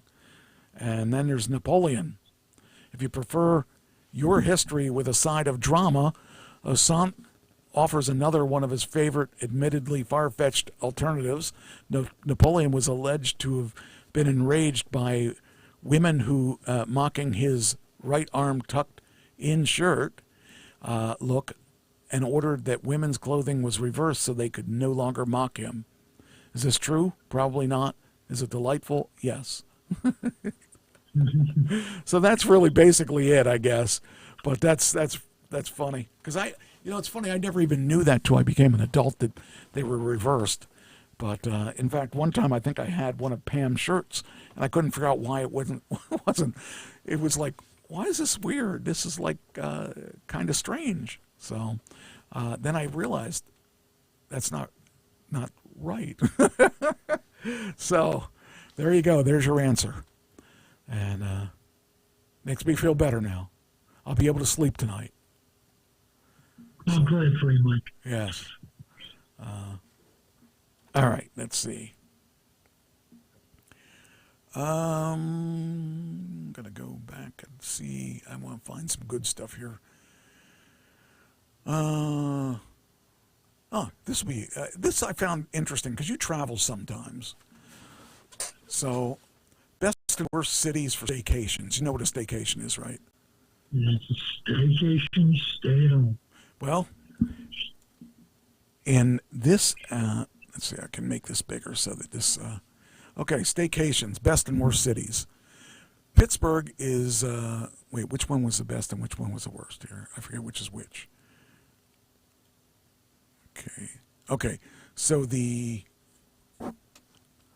Pittsburgh is, okay, which one's, where's one? One's here, Orlando. I gotta remember if wait a minute, I'm gonna look at this to see which one's which. Okay, here we are. There we are. We got our overall rank. Number 1, Orlando, Florida. If you live in Orlando, you can, number 1 for food and entertainment, relax, 7. Recreation rank, 20. So Cincinnati is number 2, and that's where that's where you're at, right? That's on Cincinnati. Your recreation. I didn't know we had so much to do. Yes, you actually have a number 2. I mean, out of everything, that's hard to believe. I would have thought that like, I don't know, the places like Disney obviously is probably part of the Orlando. What do you have out there that would be an attraction? The Ohio River is very well used. We have a lot of state parks around us, big state parks. Okay. And a lot of recreation takes place in those state parks. And that's easy highway systems to get around. Good restaurants and stuff like that. It's good restaurants. Because you're number 7. It's a little big city. It's a little big city. It's got everything you got in a big city. It's got opera. It's got plays. It's got all kinds. It's got everything you would get in a big city, only it's little. I mean, you got a 7 in food and entertainment. You got an 8 on rest and relaxation. Yeah, you actually have a pretty good score. Yeah. So, Las Vegas. I mean, what else do you need? You got hookers, you got poker, you got blackjack, you got, shows. And you got a lot of state parks. Yeah. I mean, now let's see what we got in Pennsylvania. We got Pittsburgh, number 16. That's the closest one to me, I think. Well, we'll see if there's any others that are closer. But, Albuquerque, New Mexico. We got, here, Philadelphia. That's closer to me. So we made number 21 on the list. So that's, that's not horrible, but, because there's more than half behind us. So that's the closest we got to me. But Philadelphia is a nice historical place, and it's got a lot of stuff to do. But, it's kind of funny because I think of Ohio as a very quiet thing, and I think of Philadelphia as very happening. And I guess some people want happening, some people want quiet. I personally would take quiet over happening. New York is actually number 22, which, I hate New York. But there's nothing in South Central Pennsylvania, which is, that means I got to go somewhere. You get to stay home when you're staycationing, but everything else is further away from me. Cleveland, here's Cleveland. So you guys got Cleveland, and you got two Ohios in there. I have two Pennsylvanians. You got Columbus too. Columbus. Oh yeah. I missed that one. Yeah. So you guys, three big cities. See, I would probably be more into your stuff than mine, because Pennsylvania, I don't want to, hang out with like crazy things and stuff like that. I would prefer a quiet situation like the river that you're talking about. So looking at some of these though, I was really surprised that there was nothing that meets my interest for the kind of things There's that I like. Akron, Ohio. There's another one. Oh, Akron. Where's Akron at? Wait a minute. Hold on. 82. 82? There we go. Yeah, there you are. Yeah. Geez, you guys are happening places. That's out of, what do we got? How many we got here? We got 100 and, oh, geez, there's a lot more than I thought. Oh, here we are. We got 182. So you had a whole bunch of them there, and there's really not much for Pennsylvania that, Jersey City, I can understand that because that's right outside New York. So if you're into New York, that's a good place to stay because it's a little less crazy. Here's Tallahassee. So Florida seems to be happening. Ohio seems to be happening. So kind of neat. I just thought it was a little article that I found interesting. So let's see here. Then we got, let's see how much time we got. Okay, yeah, I got 8 minutes, so I got time. Let's see, I got a bunch of stuff that I accumulated. Let's see, which one do I want to do next? How about innovative, wacky airplane seat designs? I'm trying to remember what this was. Okay. Oh, this was like you can sleep. Look at that. That'd be good if you're going on a long flight. Some of the things that I've had to fly, that would have been nice coming back from California to be able to sleep. Let's see. Yeah, Air New Zealand has Sky Nests, let you rent a bed in the air. I would do that. Let's see. Here's a sky couch. That would be kind of cool too. It's almost like the bed, but you'd have, too much light. I like the idea of the bed. Then there's a relax row. Traveling with a young child could make it bearable, but that's kind of like the couch there thing, except the couch looks like it's better. I don't fly that much anymore, so I don't. It's like, not as important as it was back when I was flying all the time. This is interesting. A boardroom and a bedroom. You can get that rather than just a regular seat. That'd be kind of cool if you are on business all the time. But it's kind of yet luxury suite. Got a computer and all that stuff. Zero gravity chairs. That'd be nice. So it's kind of cool. Get an immersive BMW immersive seat is like stepping into a virtual reality headset. This is weird. I don't know if I'd do this. Would you do that? No, I don't think so. No. Get to see what the world is like outside the plane? That would be a little bit too much, I think. I don't want to know that. If a bird runs in there and hits that thing, you're in trouble. But yeah, Chase lounges. That looks like that guy's being choked. That guy does too.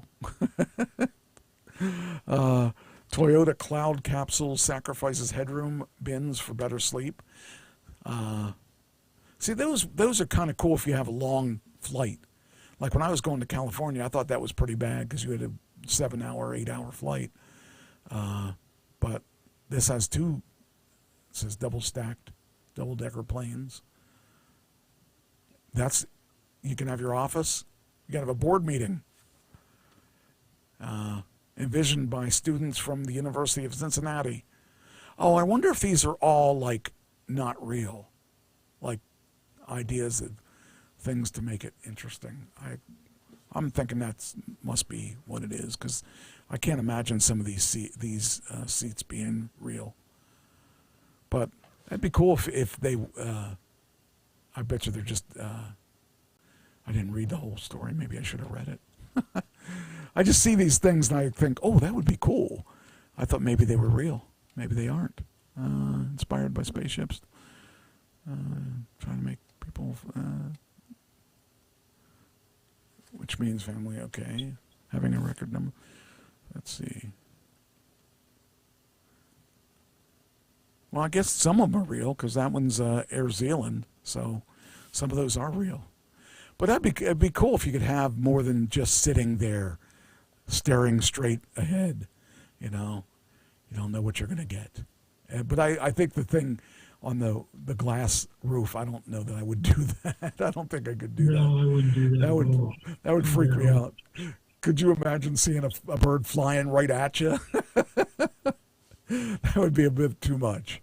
But yeah, that would be crazy. All right, let's go on to the next article here. I thought this was an interesting thing, too. You know Twister, right? The game Twister? Yeah. Well, this is from the Smithsonian. How a classic game of Twister went from risque to record building or breaking. I mean, I thought Twister always was a weird game because, you know, unless you really know the person really well, I don't think I'd be twistering with just anyone. But I always thought that was a weird game anyway. But, you know, the premise of the game, released in 1960 by game maker Milton Bradley, came from a toy inventor named Rain Geyer. While working for his father's company, Geyer conceived a game as a promotional material for Johnson Wax shoe polish back to school campaign. He envisioned players standing and moving on a mat that featured colored spaces to highlight the shades of shoe polish while blocking their opponents from moving around. It was, I believe, novel for the time. The idea of the players themselves being used as key play pieces. I think that the idea is interesting, but I just never really, I never played that game because I never had friends like that. But though Johnson Wax ended up rejecting the game, the idea stuck with Geyer. He then hired two game designers, Charles Foley and Neil Rabins, to help refine the product. Mirik Stoley, curator for board games and puzzles at the Strong National Museum of Play in Rochester, New York, says according to his research, Rabin's biggest contribution was having players put their hands and feet on the board, while Foley is created with the idea to line up dots of each color in rows instead of scattering them across the mat. From there, the team took the game then called Pretzel, to Milton Bradley. The game's minimal components, which included simply a mat, a spinner, and the players themselves, stood out to Milton Bradley. Though when the time came to manufacture the game, Colby notes it changed its name to Twister to distinguish it from the dog toy named Pretzel. And there's the mat. And there's the spinner. So there's plans. The response to Twister, although we know it to be a universally loved game, upon its initial release in April 1966, Twister was not well received. Some critics called it sex in a box, deemed too risque for its emphasis on participants' proximity to one another. The game was rejected by popular toy stores like Sears. All that changed May 6th, 1966, when a comedian and then host of The Tonight Show, Johnny Carson, and Hungarian actress and socialite Eva Gabor played Twister on the popular nighttime television show. Both were intrigued by the mat when it was brought out, and soon bending and twisting their bodies on live television. Mel Taffy, head of development at Milton Bradley, arranged to get the game played on Johnny Carson's show. Geyer told the Guardian's Nancy Groves in a 2014 interview, Carson was enticed on the Twister board to play live with Eva Gore, wearing a low-cut gown. The next morning, Mel was standing in a queue 50 deep at Abercrombie and Finch, which was rumored to have Twister for sale. There you go. There she is. I can't even imagine her playing that. She seemed like a stuck-up woman. And that, I could see and her in a dress and everything. Twister's popularity skyrocketed, and the next year, more than 3 million copies of the game had been sold. It's a defining moment for the game. May have never ended up what it is today without being on that show. It does kind of change the story for Twister. So I just think it's funny. Have you ever played it? Yeah. We had it at our house. We used to have parties, and Twister was always part of the parties. Yeah, I wasn't invited to those kind of parties. Over the next few decades, the game continued to grow in popularity, becoming the household fixture in the 70s and 80s. Featured many commercials. I remember the commercials. The commercials were pretty cool. And the game that ties you up in knots. Twister attracted people of all ages and was gifted to kids on birthdays, on Christmas. It made Games Magazine Top 100 Games list. I bet you there were people that probably played it naked. Oh, I'm sure there were. I think it's pretty funny. All kinds of games being played with Twister. Oh yeah, that's for sure. So I don't know. I just think it's funny. I played things like Stratego and chess, and everybody was having fun playing naked Twister. So I'm going to have to figure out if I can get Christine to play it. So maybe she can. You never know. You never know. Stranger things have happened. So let me see if there's anything else we can finish on here. Oh, QVC Group went into filing Chapter 11 bankruptcy. Did you know that?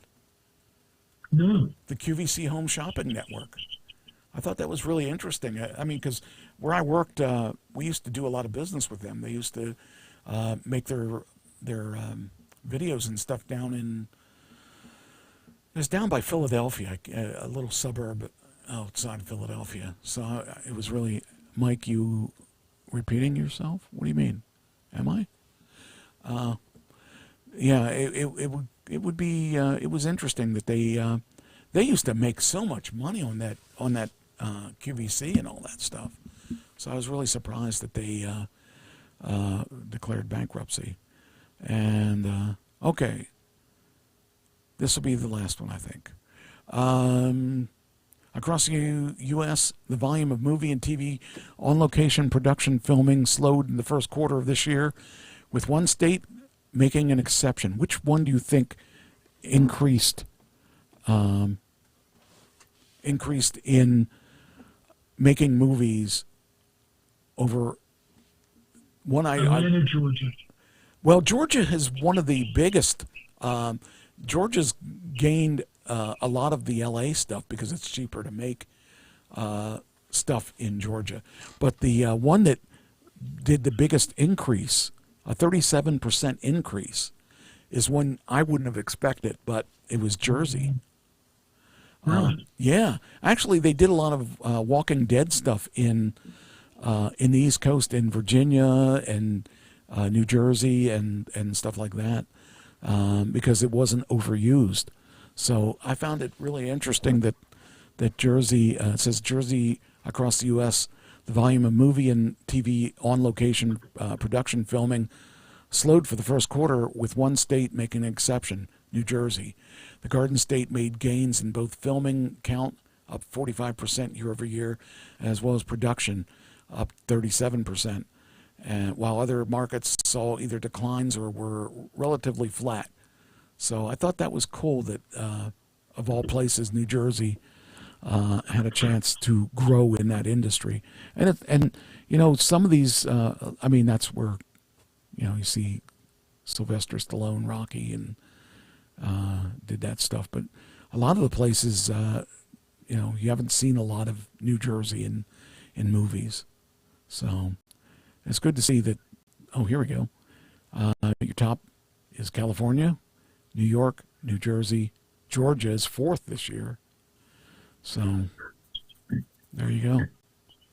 The spending was, where's Jersey? There it is, $211 billion. Is that right? Million. Yeah, that would be. This is, wait, that's, this is million. Billion, yeah, okay. So they did $211 million. Or billion dollars. So, yeah, it's good to see that Jersey's in there. You know, you don't see Pennsylvania in there, although there is some coming in Pennsylvania, but not in those kind of numbers. So, on that note, I guess it's time to go. Guess it's time to see you. Oh, I gotta delete that so I don't accidentally do that one again. There we go. Okay. All right. Well, that was fun. And if you didn't pay attention, you weren't probably learning anything. I'll talk to you next week, and hope you had a good time. And see ya, I guess. Oh, wait a minute. Gotta push the button. Darn it. Can't do that. Stop. Wait, hold on here. One of these I'll learn how to use this thing. All right, there we go. Now. There we go. Talk to you guys next week.